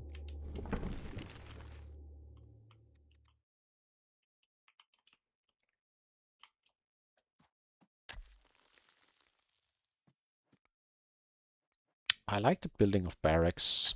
I like that despite everything, this improvement controlled is pretty close still.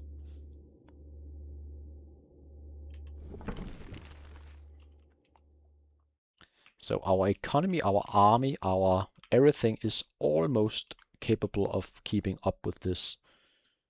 And Fluffy doesn't have the orders to move this force back. I would wish for this to be on this guy and come in here and just deal a lot of damage to these guys. We could even take these guys and move in like this. God damn it, Egypt. God damn it, Egypt. But maybe we're gonna have a even better, even more fortune moment momentarily. Wish we could get some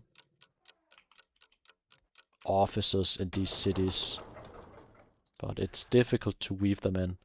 A judge would really go a long way in Egypt to buy some specialists.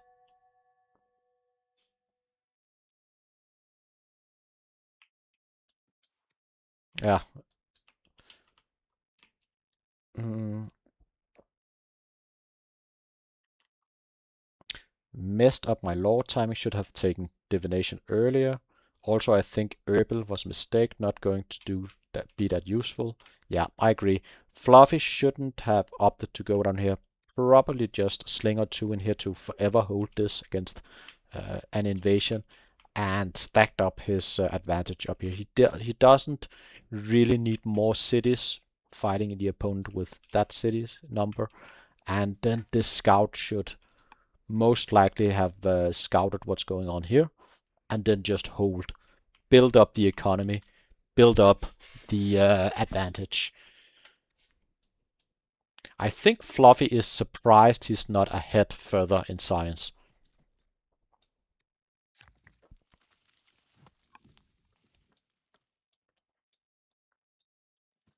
And triple Byreme is puzzling to me. It's gonna take a lot of orders to bring them to the front, and it's gonna take a while before they can find value. I would have probably built specialists instead.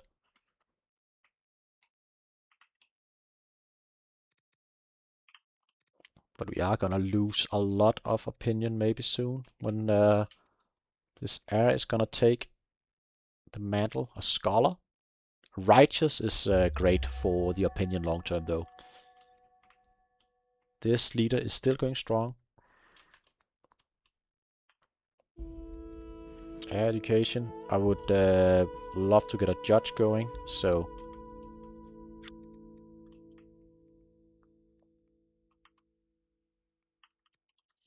this city down here is just, this science output is amazing. Chariot, Apprentice, Acolyte. We are gonna get, look at this. No one has opted to build 2 Acolytes, which is amazing.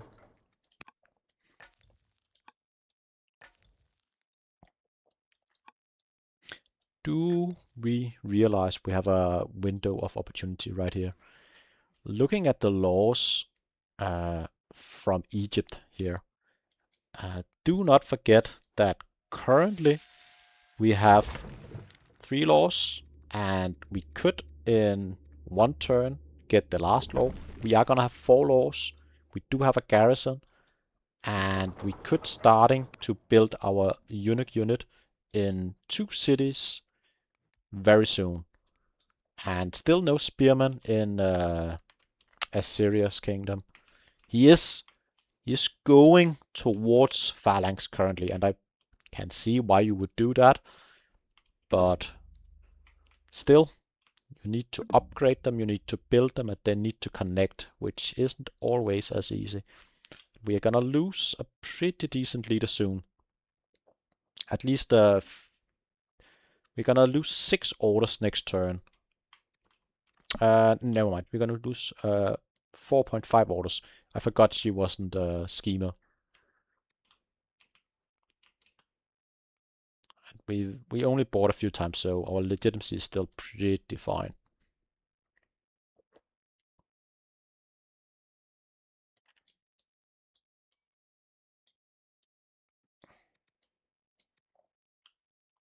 I don't think it's worth to wait on 3 biremes to move the units into the south to respond to Pak, but maybe, just maybe.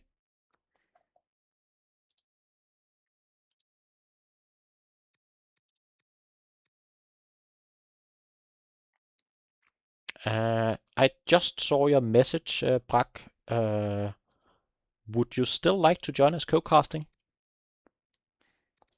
It was hidden as we weren't friends, but we are friends now. So if you would like to join us as co-caster, then let me know, and I'll call you.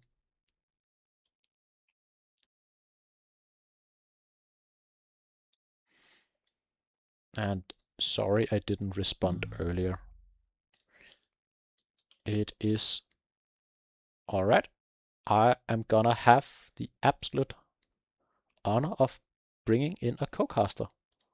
I'll call you. And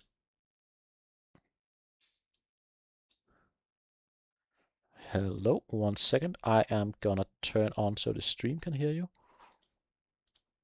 And yeah, I believe we should be good. Okay. Hello, guys. Please confirm that you can hear Brak, or maybe you can hear yourself on the stream. That is also a solution. Are you in the game, Brak? I am not in the game, so All right. Can you see the game in the game menu? It's been up for a while, so it's probably gone, and I don't think I'm gonna ask the players for. I can and no, stream. that's fine. I'll just mute. I just realized I was hearing you going back and forth. It's pretty late here, so I'm. I can Yeah, stream. what a great game to stay up and watch, though. This is really exciting. So Yeah, I can stream my point of view on directed to you on Discord. That might be a little better than watching the stream. Then you can watch that as we go along. But yeah, I agree. What oh, an excellent. absolute amazing game. Uh, who do you think is gonna take it?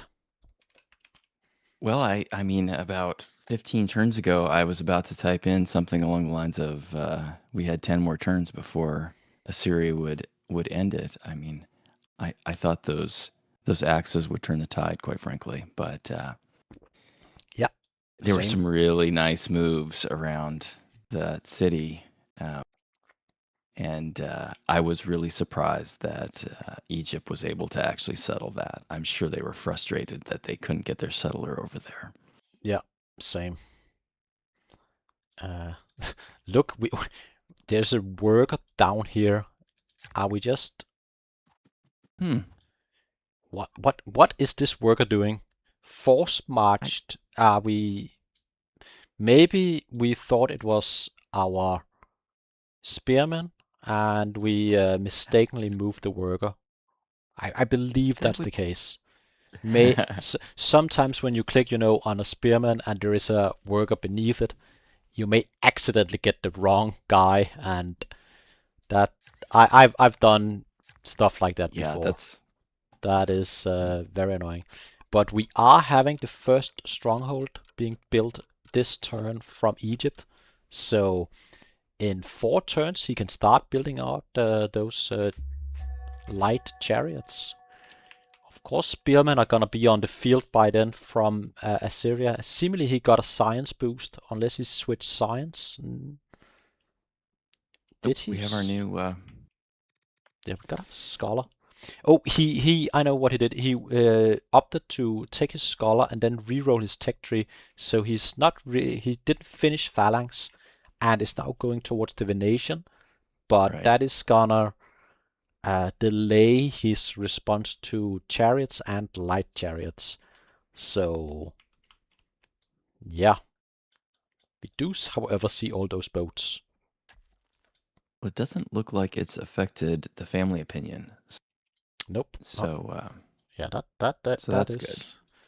He is already ill though. This guy. Oh, oh, that's so Uh, frustrating. that can happen. That happened in my very first game of the tournament. I basically had uh, 3 different rulers and a regent in the span of the first 36 turns. Yeah, and that does really seem to like family opinion seems to be painfully affected by that. And No, not yet, but I know, right? I'm surprised. I same. think chat was mentioning that a lack of divination and overexpanding. Yeah, Like how is this? How is he not keeping the worse. family opinion together? Um, I mean, one of the families is the patrons, and patrons is having the ability to not really have a lot of issues as they get happiness or discontent is gone when they level up. That is some of it, but also just randomly we have pretty decent relations with all the uh, head of the families, but it's not Yeah. gonna last. That is the thing. We are still somewhat in the early stages of the game. We still have some family opinion bonus from settling cities. I believe that is gonna so slowly go away. Spire. Yeah, and we completed the legacy. So we did we did some decent things recently, but yeah, it's not gonna last if we not do anything about it. But he is gonna do something about it. He is gonna go Yeah. divination, and I believe we're gonna see shrines in each of the different family cities. So in the not Looks like too the first distant. Byreme has come out. So I'm really interested to see what he's going to do with those.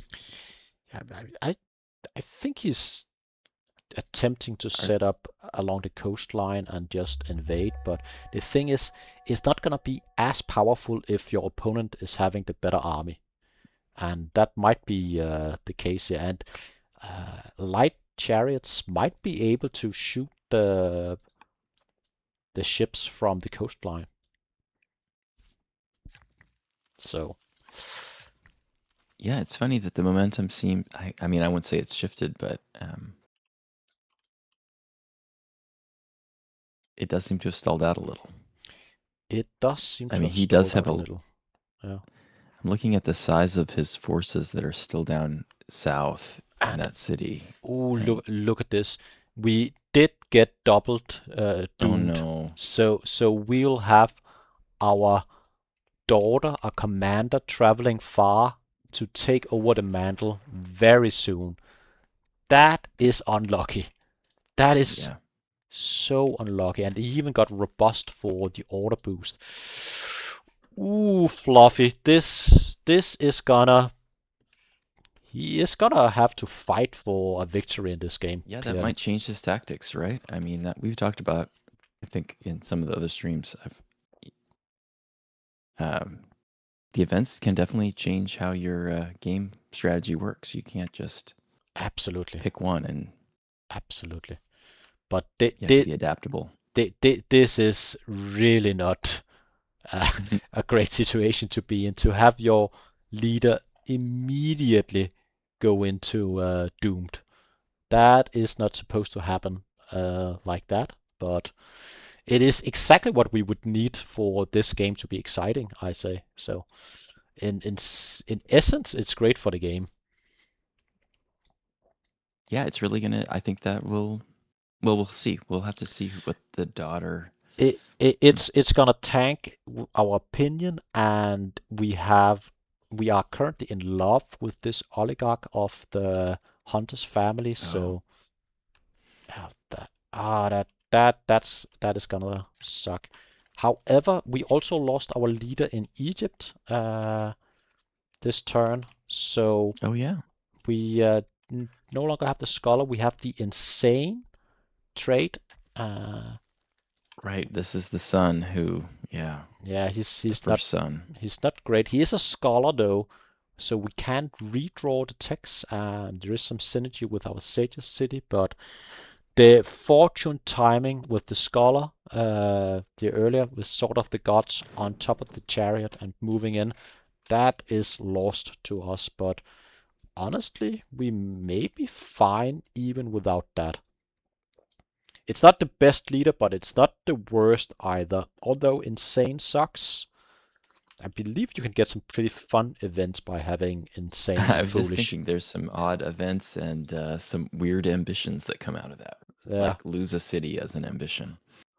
I believe you can get a horse to be your chancellor. Ambassador? I've, Oh, Chancellor. That would be excellent. I'm not entirely certain, but I think I've gotten that event once. Uh, Honestly, Egypt could maybe it wouldn't take a lot of effort to move down some two spearmen and start clearing that side down south. Spearmen are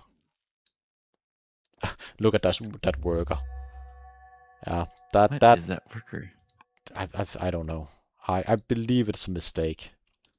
Uh, Clearly a mistake. Science is going to suck though. He opted to go with a judge instead. So, Oh, but yeah, look at his legitimacy. Still the actually, I don't impressive. understand that mechanic. He skipped his.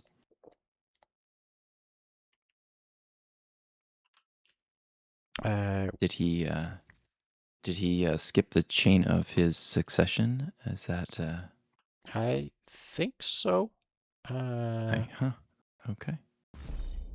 Did he change the law? Because weren't we looking at the princess? Huh. Yeah, I believe he changed the law to youngest child inherits.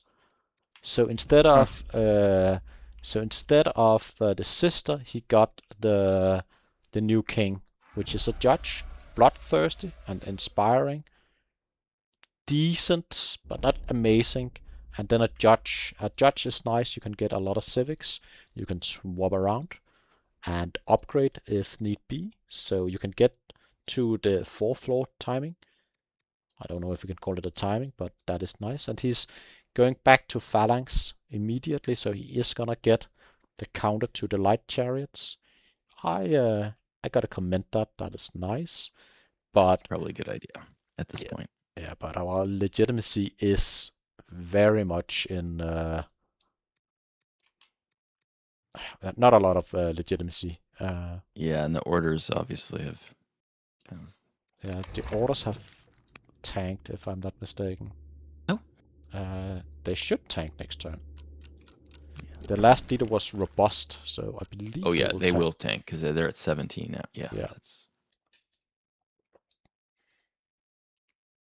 But his families aren't completely hating him, which the game that I was just coming off watching was that was really I think it was the deciding factor, and it messed up a bunch of things, particularly in the charts. Like we looked at, we continued to go to the power graph, and it told the wrong tale, right?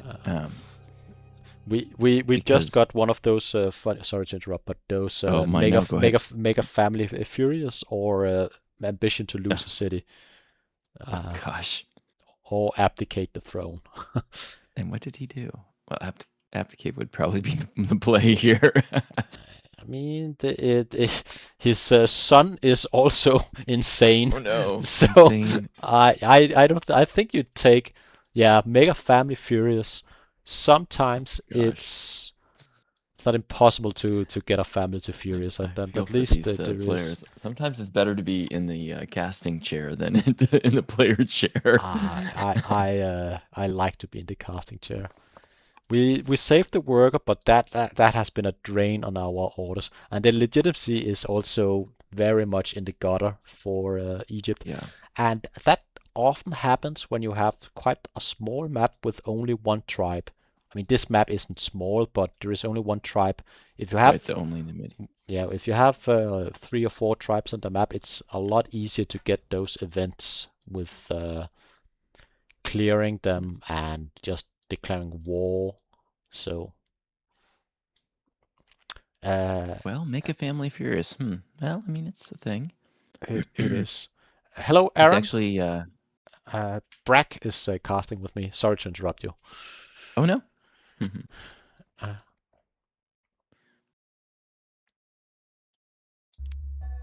just have to get into the habit of suddenly having a co-caster. I do apologize if I interrupt you.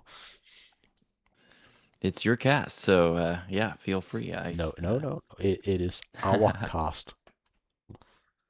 Sharing is caring. It's one way to stay awake because I did was working extra long to get that stream together, and they actually finished their stream on the 4th session, so a little early. Did the game conclude? Yes, it did. Yes, it did. Who ended up winning? Carthage. I don't think anyone was calling it, but Carthage decided that they got themselves into too much of it was actually family opinion. I think that was the problem. And you sometimes see that is ending up deciding the game. It is very difficult to fight a somewhat even battle with upset families because then it's not even. Yeah, it tricked me as a caster looking at like the power graph where, I mean, Carthage maintained, even I think at the end, they still had their power graph still showed them uh, with more units. Um, but it did not play out on the field. Like their families were all negative 200 against uh, an opponent who was in the positive, and so it equalized the units, and and then the economy of building a maceman, for instance, would then stand up against a more expensive pikeman of your opponent. mm, It just started to snowball. I mean, yeah, uh, I will. it, If I find the time, I will have to look at the conclusion. But there yeah, are right. so many games to keep up So with. many, It so is many good games. it is difficult. It is difficult. In the game, I don't know if you caught it, but we have uh, Nestor versus Quetzal. It has not concluded, so I'll not say a Oh, lot about it. But uh, right. uh, the opinion is definitely making Nestor's army more powerful because uh, Nestor is having decent family relations and his opponent is having a struggle, and that has changed the tide of battle in that game as well. And then I will not Hmm. add more to that without spoiling. Um, uh, Crazy event. I don't know what we ended up taking, but these insane leaders are making the issues for both players. We uh, we got Zoroastrianism spawning. The holy city Yeah, is Moreau, eller Miro. Interesting. Mebro. Yeah. Hmm. Well, The economy currently for Egypt is not starting to really suffer a little. balanced. There's a lot of Yeah, food, not a lot of iron. I don't know what you do with an insane leader. Do you lean into the craziness of it, or do you try to I I th- don't I, know, th- try to somehow get yourself out of it? I think you just roll Um, with punches, basically. it doesn't help that your succession also has an insane leader. So, Nope, not at all. Fluffy is back to but stronger. I mm, believe you. Yeah, you're just gonna play play to the best of your ability. It could be worse. I mean, it's only some negative stats, but you can tank yeah, those, and then you get some weird events. But sometimes it's maybe some great events as well. So it's yeah. probably shouldn't change your overall idea about this game. Is it a byproduct of them both getting the sword of the gods? You think that they ended up with such odd, I don't they have an double insane rulers on one side, and then the double doomed on the other. I don't Maybe. believe so. I think it's entire random. Um, Really like what I'm seeing from Fluffy right here. He is spamming harvesting on all these resources in order to get his cognomen up on the leader. That would give him 50 legitimacy to get to the resourcefulness. That would do The a lot of resourcefulness. work. Yeah. Well, I think you need to do, I think it's 17 harvesting events or something to that extent. I don't know the mhm. exact number, but it is possible to get there, and that would help a lot. Um, so I I see that I, I like that. he's built the barracks and the strongholds. Yeah, Didn't he have a stronghold? I think Fluffy did, but he maybe it was a garrison. we do see the stronghold in Egypt. He could and Right. maybe should rush the officer and then start building light chariots. But it is gonna take some time to build those light chariots. Nine turns apiece. It is gonna take a while. But this city down here just chopping along Yeah. happily, 26 science a turn in this one city. It is impressive that this empire, without any real science cities besides this one down here, is just outpacing his opponent. Yeah, double. I mean, 74 in turn 49 is pretty nice. It is really impressive. He's continuing to just build a lot of farms, and it is in a landowner seat, so he's getting some value from that, but some mines wouldn't be bad. Right. Does what are the actually, I can look that up. The I'm thinking that he's a little short on some resources, particularly obviously wood and iron. To build light chariots, he just need food and wood. Food, okay. And Yeah, so I mean, wood is eventually going to be expensive, but it's only 50 wood a piece, so it's okay, I think. yeah, and it's not like this map doesn't have chopping potential, so Yeah, but it he is does gonna it. eventually gonna be an issue. But Yeah. we have bigger fish to fry currently. It still seems wrong that Fluffy's forces are stuck down there in Airbell. I mean, Yep, he's got a one, two. Yeah, that is a large. I mean, that is a fairly large cohort. it is. You could almost see them swing through the south and do a sort of surprise foray. It would be very scary to see The the that the force suddenly the show. issue is orders. We do not have the Yeah, orders right. to do anything currently. We are slowly moving our ships forward, and I believe we have quite a lot of workers standing around, not really Hmm. doing much. Very different economy in Assyria, which is quite fun. They have not a impressive food economy, but very good iron and Mhm. stone economy. They do get a lot of value from uh, having slavery though, so that's nice. Numidians are Yeah, gonna yeah, the invade them families. though. And yeah, Aaron, we are having a live block from Fluffy. Uh, he is Yes. making small notes, not every turn, but it's uh, it's giving us a little idea about what's going on. Mainly, he's been talking about his science not being amazing, and this city down here may have been a mistake. Yeah. That was probably a window that he had that has now closed, or he probably had enough forces to. Yeah, the steel timing I think was there, but he Yeah, might not have had visibility on it. maybe not, and also orders could have been an issue, and then suddenly the Yeah, chariot came in, but yeah, I'm sure that was scary, but he saw that he saw the chariot, he pulled back from.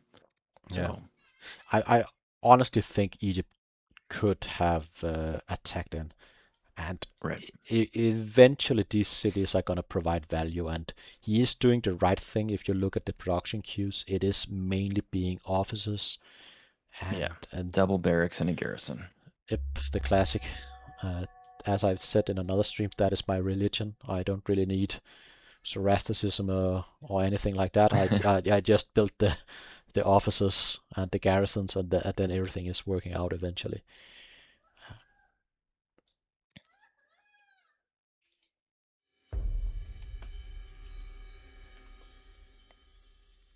Can pick our trait on this leader, and nothing is impressive here. Carpenter, Cunning, Delver, and Highlander. Nothing really speaks to me as something I would like. Maybe Highlander, I guess, Yeah, but again, not really what we're looking for. not really. I honestly think you should, and that we said it before, but I'll say it again, Yeah, attempt to expand down here. I think you could weave in one little settler and go south and expand. But I understand why we're not doing it, because we're looking at an opponent and he is stronger, and we do not really have perfect vision, and he basically has this sea route up here for getting directly to our face. So it is difficult to see that window of opportunity. But Yeah, and I think just that part of the map feels like it's a little far away, and you might not. I mean, you feel like you might be isolating yourself out there, and it could become a liability, but of resources. yeah, But I think, as you say, in this case, Egypt could use another city. I think, and they could, but don't get me wrong, you are actually able to win a battle with a limited number of cities. But the issue is that you gotta sort of make something work towards some kind of timing. Maybe our idea is to go for a 7 lord timing. Could mm-hmm. could maybe work. We do have the better science, but I don't understand exactly what we're going for. Yeah. What was the last thing that Egypt researched was at the top of the tech tree, if I remember. It was I think an they went for citizenship earlier, and now they're going for monasticism. So they are gonna have some orders eventually. Gonna see order boost from yeah. Foster. Probably gonna take the time to move some of all those units back down south. I I I do think that the leader change probably stymied his plan here. Yeah, Um, the drop in orders. yeah. It probably is updated now. Maybe we can take a quick peek at it, but I think it. Uh, yeah, they Yeah, I they mean, they this drop is also the legitimacy drop, which was yeah, this drop we saw here from Fluffy. So they both lost a lot of legitimacy. Then the leader got robust, and then he died the next turn. So yeah, yeah, not not a lot of luck in that regard. But they have the exact same orders currently. Military score clearly favoring Fluffy Bunny. yeah. He is having, yeah, and now he is capable of building battering rams.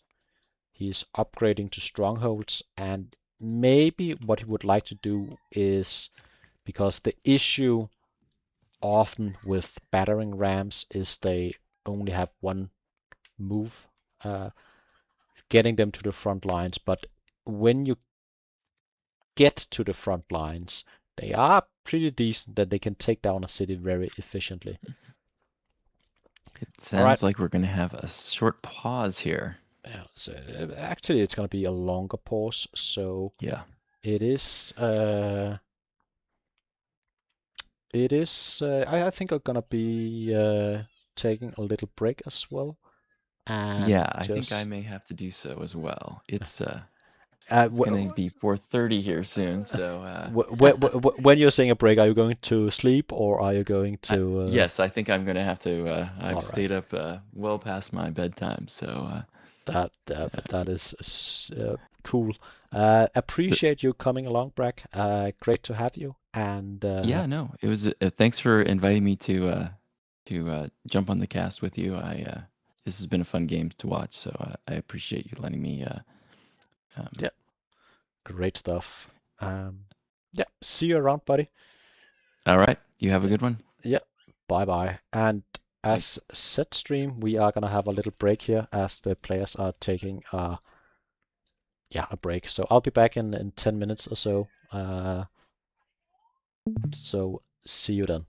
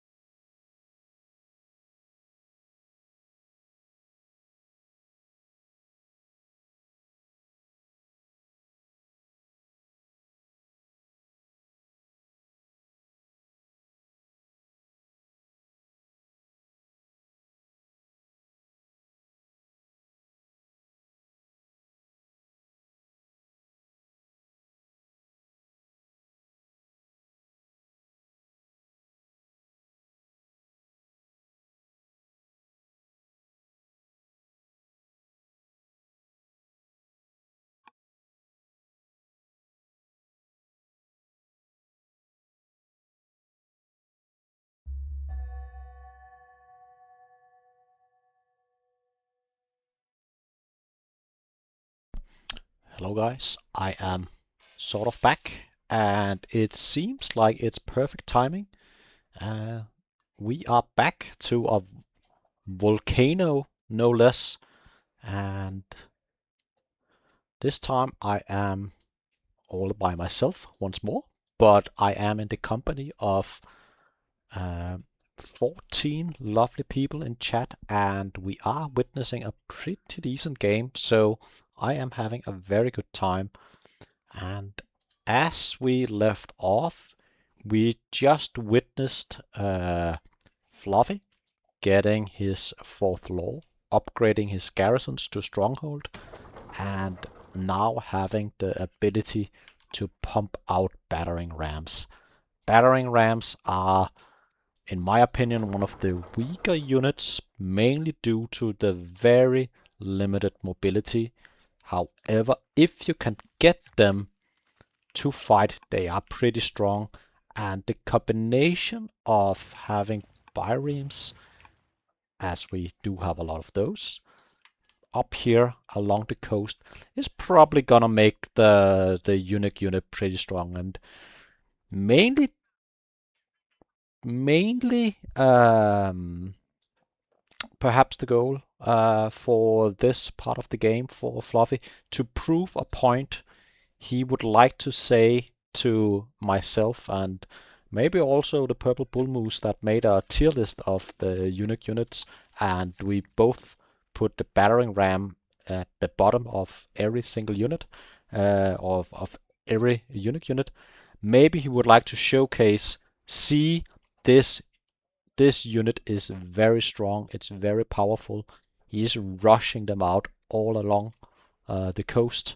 So basically is going to tell us to shut up, myself and Purple Bull Moose. This unit is very powerful. Hopefully for Egypt I'm correct and the unit is gonna suck, but I it's gonna be difficult to defend with 3 spearmen, 2 slingers, and 2 chariots versus what is gonna be a pretty powerful push pretty soon. Taking a look at our laws, we opted for legal code. It's not gonna be enough. And food, we are ahead. Iron, we are far behind. Stone, behind-ish. Wood, not really that interesting. And the orders, both players are very much attempting to get the orders in line. But I I am concerned for this insane stressed scholar we have in Egypt currently. We're building elephants, that is going to improve the orders, but these ships, when they are going to line up right here, and we have 6 battering rams battering down our opponent, it is going to be very difficult to hold. I don't think chariots are going to be enough, but we'll see. We'll see. We do have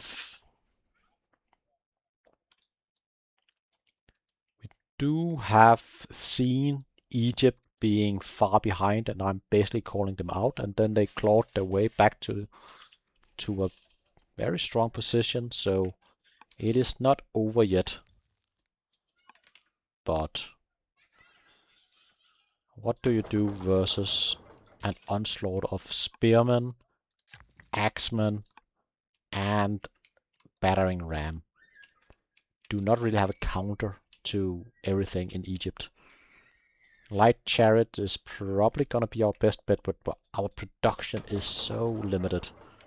Only one city currently building light chariots.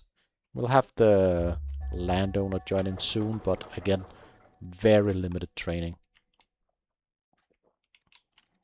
The saving grace is not gonna be family opinion. We earlier thought that might be the case, but Fluffy is seemingly able to keep every single family happy even though he, in my opinion, should have more issues, but he's not having issues. At least not yet. Look. Still only weaker.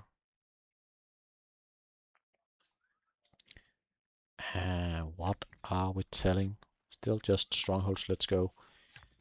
Let's get the ships in front. It is a lot of battering rams, but honestly, what else do you build right now? You are just having the officers you need and then battering rams for the rest. Yeah, counseling down here seems reasonable. I really think this whole excursion down here to Herbal was a huge mistake. Or maybe not a huge mistake, but a mistake nevertheless. We are having one worker in here just chopping down.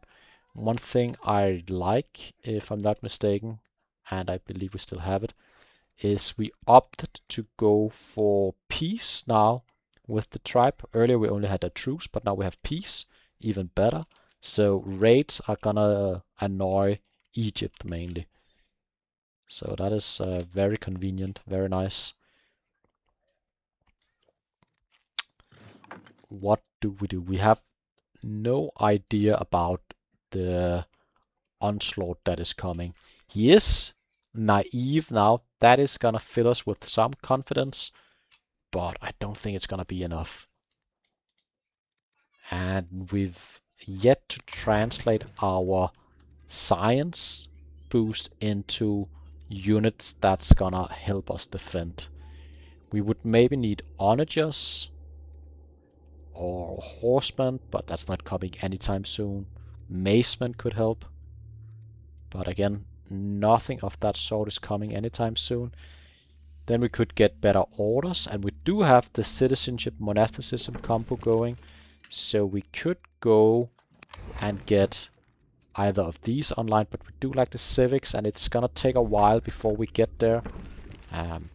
We are gonna get to 7 laws quite soon, but we are not strong for at least 13 turns, and then we need to upgrade, and then we need some light chariots, and we need to... It is gonna take a while.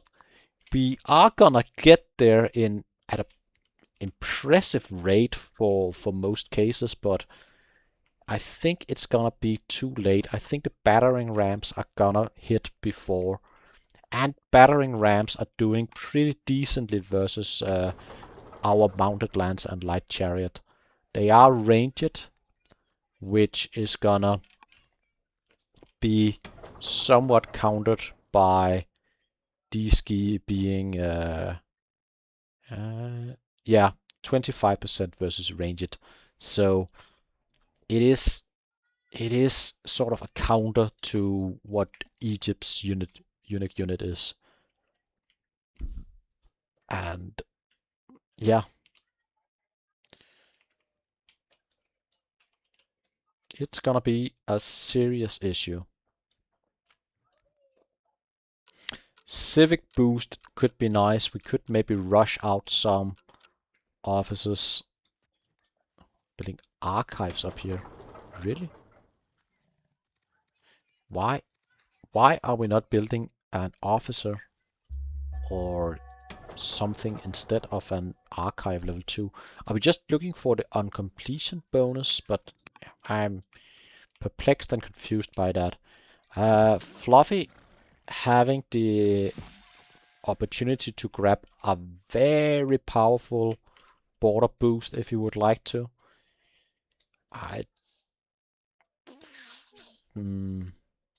He opted not to. He just went straight ahead and probably looking to get himself some uh, uh, tyranny for himself. It could be pretty strong, and Civics boost is also great. And he already took the time to buy up this coastline, so he doesn't really need it, but still a very juicy border boost. But this is a telltale sign to me that he's looking to close out this game soon. And he is bringing the ships forward. He has a lot of ships, 5 ships.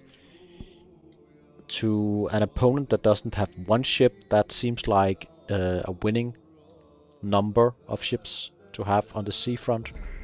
And we have basically infinite training, or not infinite, but enough training right now to do some promotions. Do we have some nice generals? We do have a lot of generals. We could absolutely get some generals going with all that training. Get the commanders on the battering ram, the tacticians on the battering ram. That would probably be wise. I'd love to see a few more slingers in the mix, or not slingers, spearmen in the mix. But I believe anything is winning currently. I don't know about this spearman though. And this should just be the garrison, I think.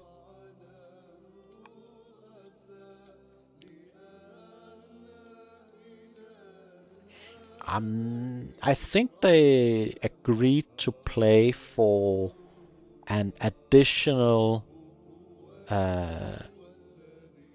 what would that be, around 1 hour and 15 minutes, but I'm not certain Egypt is gonna hold on for that long.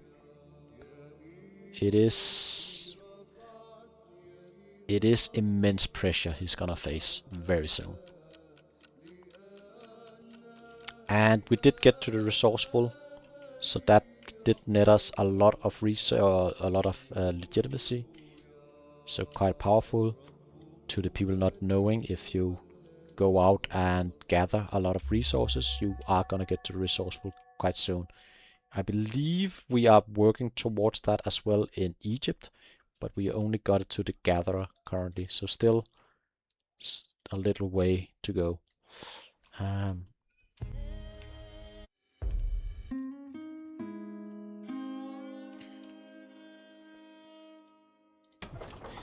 My favorite thing about this this game has just been this autonomous city down here, just doing amazing. This city is almost okay, not quite, but still, it is competing with the entire kingdom of Fluffy. 30 signs each turn, 32 signs each turn. And his opponent is doing 50. So it is doing around 60% of the entire science of Fluffy. But the timing here is awful. We are bringing down chariots, and I love this move. And I would have loved it even more earlier. This is the timing window our opponent is looking for. We have no vision. We have no idea this is coming. We are just looking at a strong opponent. Yeah, problem gambler. The German aqueduct, as I was saying earlier, right here would have been, at a Sage's City right here would have been nutty. That would have done so much science. Although he would have had no, he would still have the same growth, just a little bit less for being sages and not landowners. So 2 less growth, and each citizen is helping a bit, but overall it would have been immensely powerful with the German aqueduct right here. But yeah, finally we are moving in here, trying to take down this city. Fluffy has no idea this is going on. We have the worker down here just doing stuff. But looking at Fluffy's empire, he's having a lot of workers just idling, standing around. And I believe it's him mainly using the orders for chopping and moving forward with his units, lining them up. I'd still say it's worth to just build a single garrison down here. Those orders are gonna pay itself back pretty soon. You do have the time and it would be well worth it. But besides that, everything is just gonna go into this attack. Do we have... we do have pagan religion, finally. The relation is going down, though. Can we keep up with the relationship? It would probably still be good enough, but I would probably attempt to influence this guy. Maybe this lady even better.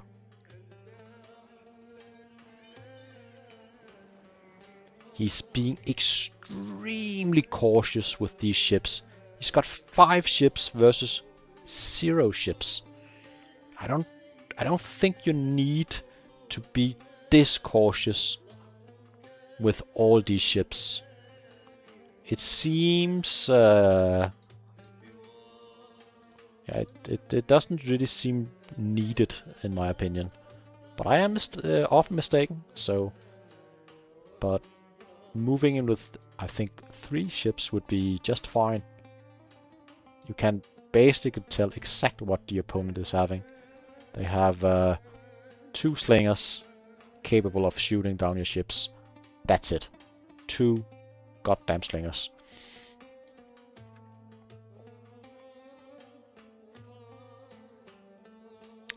So, yeah. Are we looking to bring them in to fight, maybe? Yeah, I don't really understand. We've just added a lot of our resources to fix our opinion. Pretty good call, honestly. That is one of the reasons I like the patrons. These resources, they can be very nice. Good call. Very good call. Back to Egypt. It's been a pretty efficient game, honestly, which is always nice. Going for portcullis. Yeah. Probably an alright call, but it's not gonna be it in this game. I would have re-rolled for civic boosts, I think. And then I would probably rush out some specialists in my cities. Do we have... we do not have any great people to put in place. Some judges would be nice for rushing. Seemingly we decided to go back. We maybe got scared, or maybe we realized what was coming. I think it is no coincidence that Fluffy is standing right at the edge of vision. You can't turn this one on. You're going to the opponent, or going to Fluffy's point of view. You can turn on this down here, and then you can tell what's the vision limit of the opponent. And yeah, I don't think it's a coincidence all our ships are standing one outside this. If the opponent is having hidden units, they wouldn't show up on this, so you can't tell where the scouts are. Are we... seemingly we are back to being at war once more with Numidians. Maybe we took an event to go to war?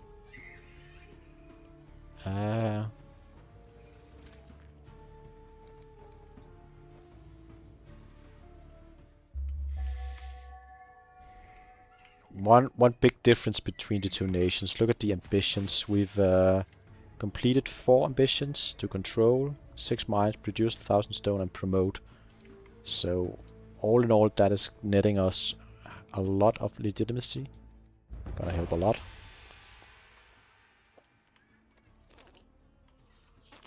Right. Orders. We are ahead by a little bit. I think it is about to be time to move in. maybe we would like to promote and get a few generals on top of our units. And maybe we would like a few more of the battering rams to be finished, but I honestly think it can't be long now. We've dealt with the invasion. None of our workers are doing anything. We are gonna attack in a little while. So keep around stream. We are gonna have probably a conclusion to this game within the next hour before they conclude and adjourn. I think Egypt has adopted. Yeah, Egypt has taken polytheism, so he can get additional shrines, and the shrines are nice in Egypt. Some very good shrines. Are we gonna bring in the ships? At least the opponent can see the ships now. It looks to me that we are bringing in some ships. And are we gonna anchor as well? Anchor. Anchor. This is also gonna anchor maybe. Or maybe you don't. You don't need it, but in theory I think it would be reasonable to also anchor this. Just to make certain nothing is gonna happen to this one. But you have perfect vision and nothing is gonna happen to this ship, so one is good. Alright. What is your response gonna be, Mr. Egypt? How are you going to defend this? I don't know how you would be able to defend this, but let's see it. This little river is gonna be nice. But look at this. It is having, even over the river, we are gonna deal 7 damage. And it's gonna be a lot more when we get into this urban.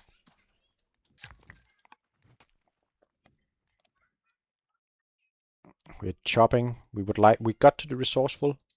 Good job. Again.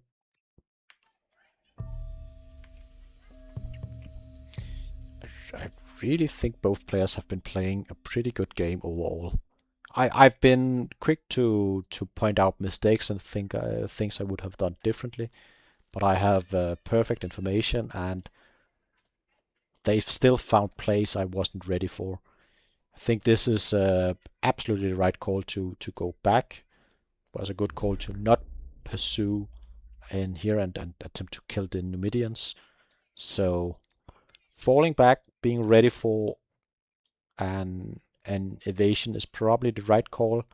However, the invasion is gonna be immensely powerful. Look at this.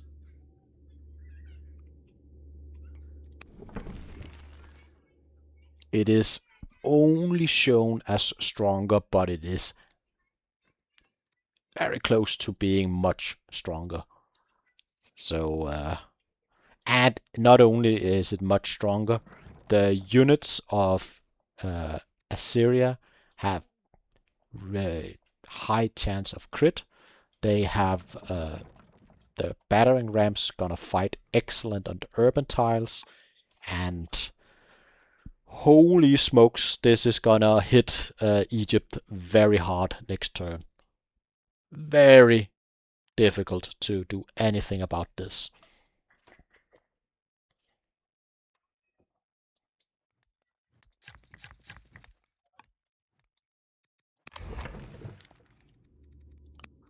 Orders equal. Military not equal, not even close. Science, we are quite impressive for Egypt. Impressive science for such a small empire. Alright, we are shuffling about our units. Would have loved, and we're probably gonna do it now, to move even further and set up right here, but We are seeing just that.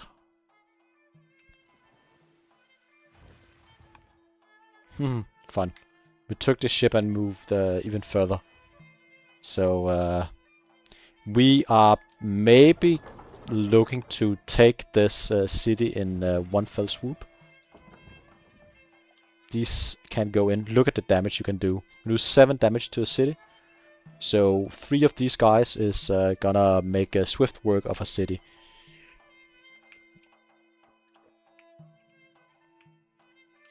And I can see if we opted to do this, we did need all the ships basically. But I don't think we needed to do this to win the game. But this is showmanship in my opinion. This is what we are witnessing right here. This is Fluffy just wanting to showcase how the battering ram is actually not weak. And I appreciate it. It is gonna be a good show. We are gonna stand with our units right here. I like how the scout is right here. Why not put it up here to tell what's going on? This is we'll get a lot more information just standing on this hill. You don't see any of this movement. But I don't think it's gonna matter. I think we're gonna be rolling over our opponent very soon. Maybe not this turn, but next turn we might see this city fall. And you won't be able to block the entire coast here. Fighting in this urban territory is great for the battering rams.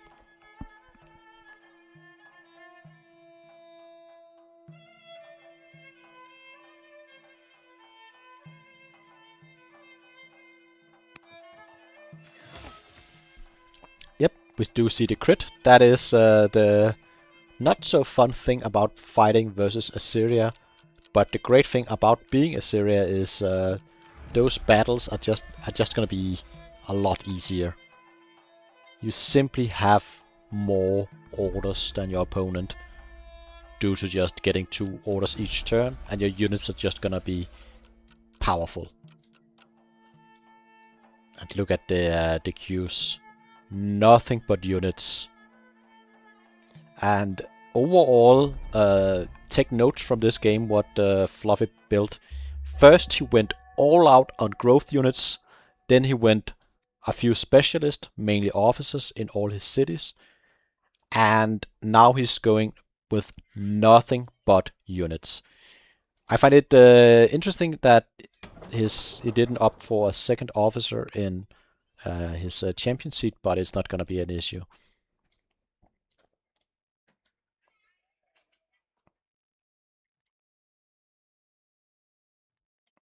I believe these ramps can get to, was it? Yeah. So yeah, we need to put in units to defend it, but I'm not certain this is going to be enough, honestly. We may see was it fall next turn. We have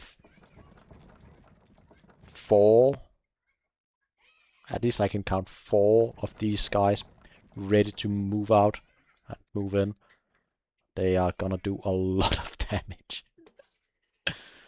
It could be spectacular what we're gonna see next turn.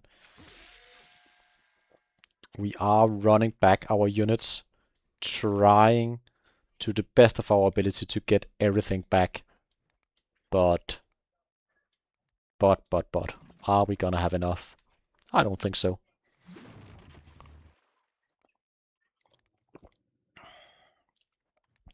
Not even close.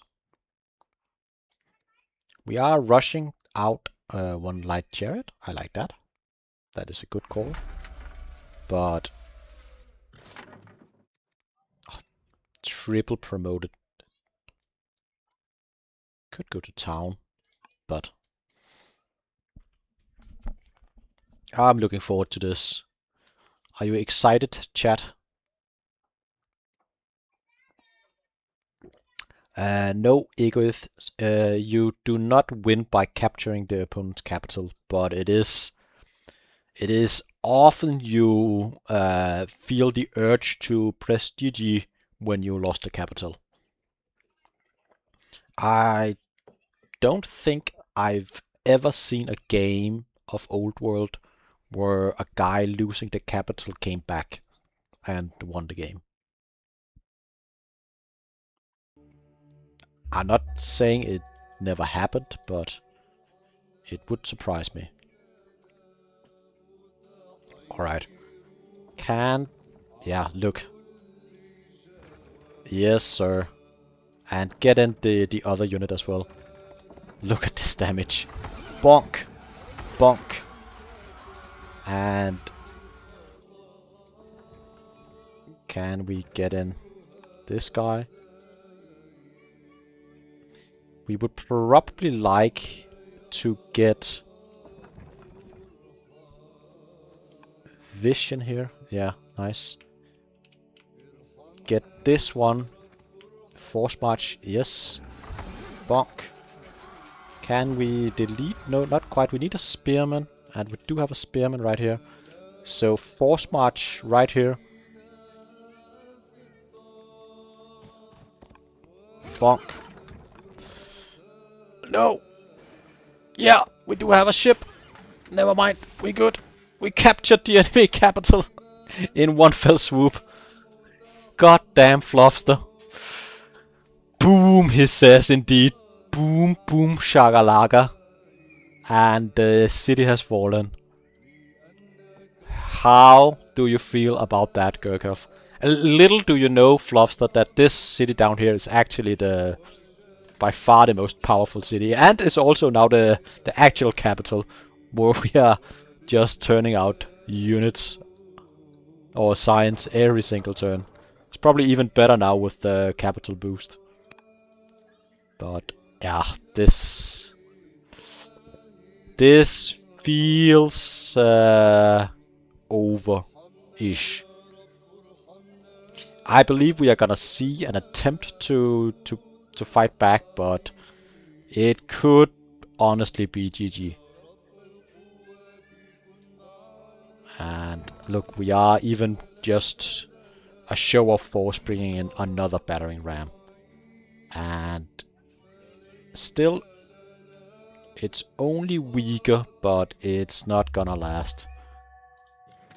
And look, this light chariot is not gonna do anything to these units. They have a bonus versus ranged. So yeah, this is gonna be pretty goddamn impossible to beat.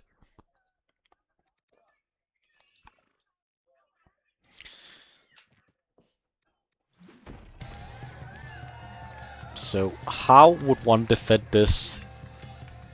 Most likely by pressing GG, go back in time. The best play right now is to invent the time machine and go back in time. I don't believe there is a way of coming back from this.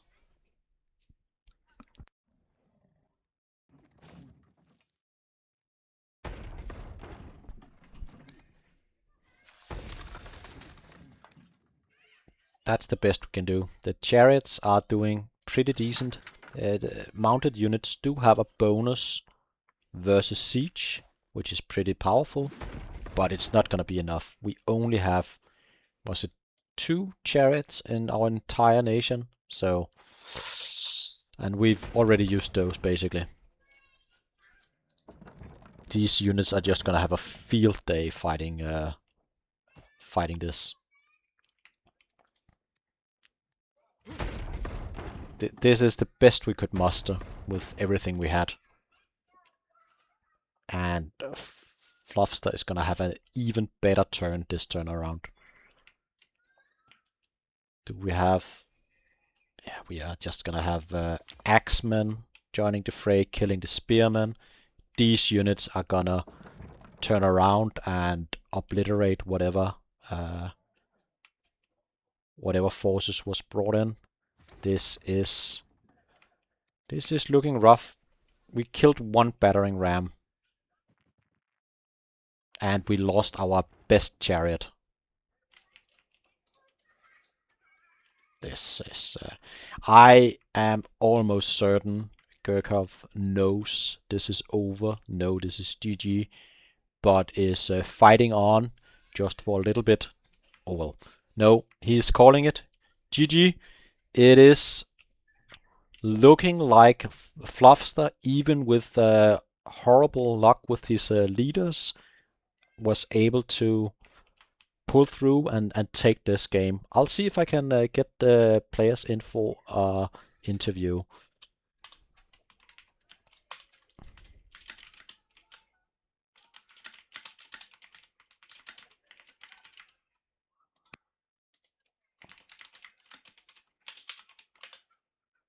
And give me 1 second. And hopefully you can hear the players if they join. And Hello, hello. we do have Fluffy Bunny. Congratulations, Fluffy Bunny. That was amazing. And please Thank you very stream much. confirm that the audio is going through and you can hear Fluffy. But yeah, how did you feel about that? I went pretty well, yeah. No, I've practiced that a few times, and yeah, take that, Assyria haters and Battering Ram haters. Yeah, I am one of those guys, especially the battering Hi ram guys. hater. Hello, Hey, Ilya. Ilya. Well Do you played. hear me well now? Yeah, I Yeah, can hear we you. can hear you. It's Good all game, good. good game. And Okay, guys. Now, what do you think about the game? It was a lot of fun. Yeah. I was expecting that you were very aggressive, especially with the first game I saw with Rome against Rome, but I was not expecting that you will be so aggressive. But no problems. I guess that counterattack with spears a little bit surprised you, or maybe not, because I guess there was a scout there somewhere. But Yeah, that was I saw the spears when you upgraded it with the leader sword of the gods and thought, yeah, that's a little bit scary. I might not contest that too much, but then I got a little bit bold and went in anyway, and yeah, it kind of worked out. I yeah, delayed settling a little bit and managed to bag a site on your side of the map, which was certainly nice. yeah. I just was trying to playing like tall or something like that, but have no a lot of time to do this, and especially this attack on capital was unexpected. I mean, expected something like this, but not exactly 110 capital falling. Yeah, you don't need many rams to knock over an unwalled city, certainly. And yeah, it's the ships play the key part. Obviously, I connected all my territory water-wise, so I could move right up to the border easily. And then yeah, just the biremes to come in and finish that movement makes rams absolutely terrifying. They are complete tanks. The only downside really is that they are slow, and if you can get water movement, that's not a problem. yeah, And for example, if I had, for example, 3-4 mounted lances, would it helps or not? Well, I don't think so. Like, if you look at a mounted lancer, it's doing 2-3 damage to one of these Okay. commander rams. So, oh, sorry, you mean mounted lancers rather than light chariots? I guess Not that would. light chariot, but mounted lancer. Yeah, Yeah, 8 yeah. strength unit. I guess it wouldn't have stopped the capital falling over one turn. It would have made Yeah. it hard for me to hold on to it. But yeah, maybe more of a fight then, certainly. you're still fighting an Okay. uphill battle as the siege units, or not, the battering rams are having a 25% bonus versus ranged units. So Okay. it would be difficult, but it was immensely entertaining to watch the beginning of the game with both players having some decent luck, I would say. Fluffy getting 2 warrior from the clearing of the initial tribes. Really? Yeah, Too that many. that Oh, that okay. really propelled the initial push by quite a lot, and you getting free phalanx by I believe the first few moves you only made one real mistake, Gurkov, or Ilya, you went Yeah, for the barbarian city instead of going yeah, yes, that directly was south. mistake. I clearly understand that I could go to all these mounted units and catch a couple of cities, additional cities, but I'm not sure if it helps me Yeah. still. I also believe you had a timing window, even though Fluffy was showing was shown as stronger for quite a while. You had a chariot, you had sort of the gods, you had a leader. Yeah, yeah, You could put your leader on the chariot, and half of the forces of Fluffy was allocated down south by Herbal, trying to take that city, and you had an opportunity to move in. I'm not certain you would have won, but I feel like it would have been a pretty decent push, and you may could have taken a city.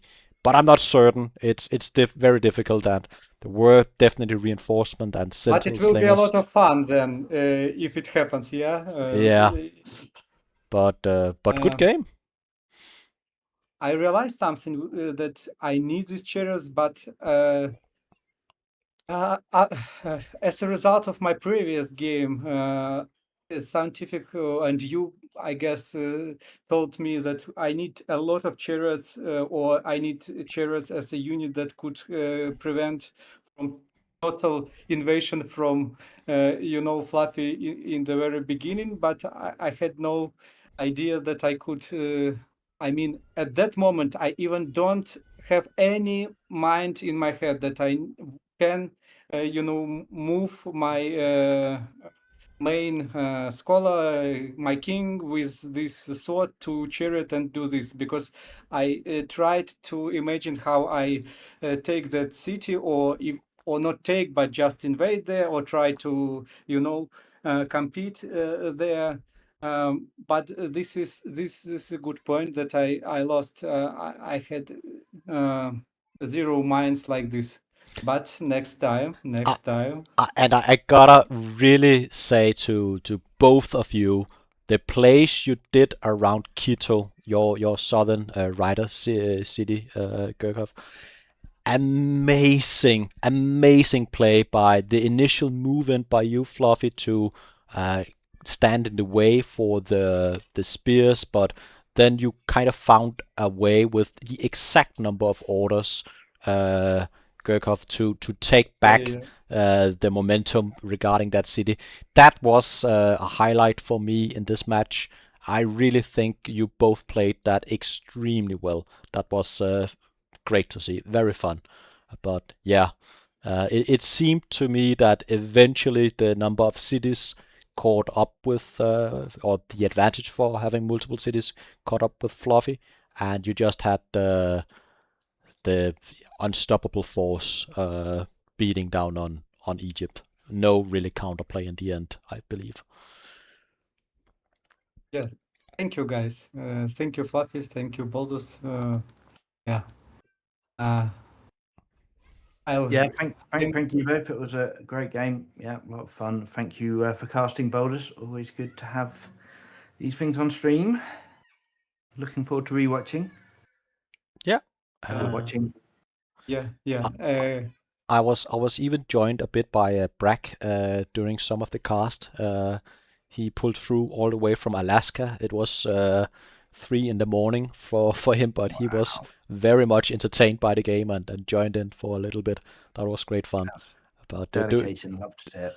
but during the break, he decided the bet may need his company. So yeah. But fun match. Looking forward to seeing you both and maybe playing versus one of you in the future matches. But I think this anyone or do you have anything to add by anyone? uh, After all, that was only my fourth duel game. I hope I'll progress and I'll compete Fluffy. Maybe not this tournament, but the next one for sure. I do have one question from chat. Problem Gambler is asking what motivated Fluffy to keep a courtier as a builder rather than a tutor? Well, I assigned him turn 1 just for the quicker improvements, and yeah, I don't know. I'm not in love with tutoring, especially in competitive mode. Like a couple more points of stats, it might have been quite nice, but yeah, I quite like the builder governors for the faster improvements. So I just didn't think it was worth switching off and spending more civics, which I needed for adoptions, and I adopted quite a lot early, and then got rhetoric up to get exploration stuff. So I was And we quite tight also on civics early game. we also got a question earlier for the patron city. Why people were asking me why patrons, and well, I can pass it forward. Why opted for Assyria patrons? It didn't really scream patrons to me this beginning. So I wanted to play Assyria. That was my plan. I, wanted to make an Assyria battering ram rush work. So this was the proof of the pudding of that. And I quite like patrons mainly because of the literature. Actually, if you assign the literature to the military family seats, that gets them up to developing culture without having to invest in drama or any other sources of culture. So that's the main reason for taking patrons. Yeah, I guess that works out. And you didn't really need the culture you get from precious resources anyways for what you were doing. So Yeah, indeed. It's kind of irrelevant. I guess if the game had gone a bit longer, then my patrons with the 4 pearls in it is about to go to strong, so I could potentially have upgraded a load of rams there if I needed to. yeah, I get that is true. Yeah, I don't think I have any more questions. And yeah, great. Thank you again. And I guess Fluffy, could you help with Perak and upload the save? I'm not Yeah, I sure. will. I will upload the save to rank, no problem. All right. Okay, thank you. Thank you. All right. Cheers. I am gonna leave the Discord call and say goodbye to the stream. But cheers for the Bye. interview. Bye, guys. Cheers, Bye. bye. Yeah, that was the interview, guys. Thank you everybody for watching. Great stream overall. I hope you had fun, and I'll most likely be back in 3 hours with another game, and tune in for that as well. I think I will be joined by Magnus. It's gonna be great fun. But for now, I am gonna turn off the stream and talk to you later. So bye bye everybody. See ya. Hey.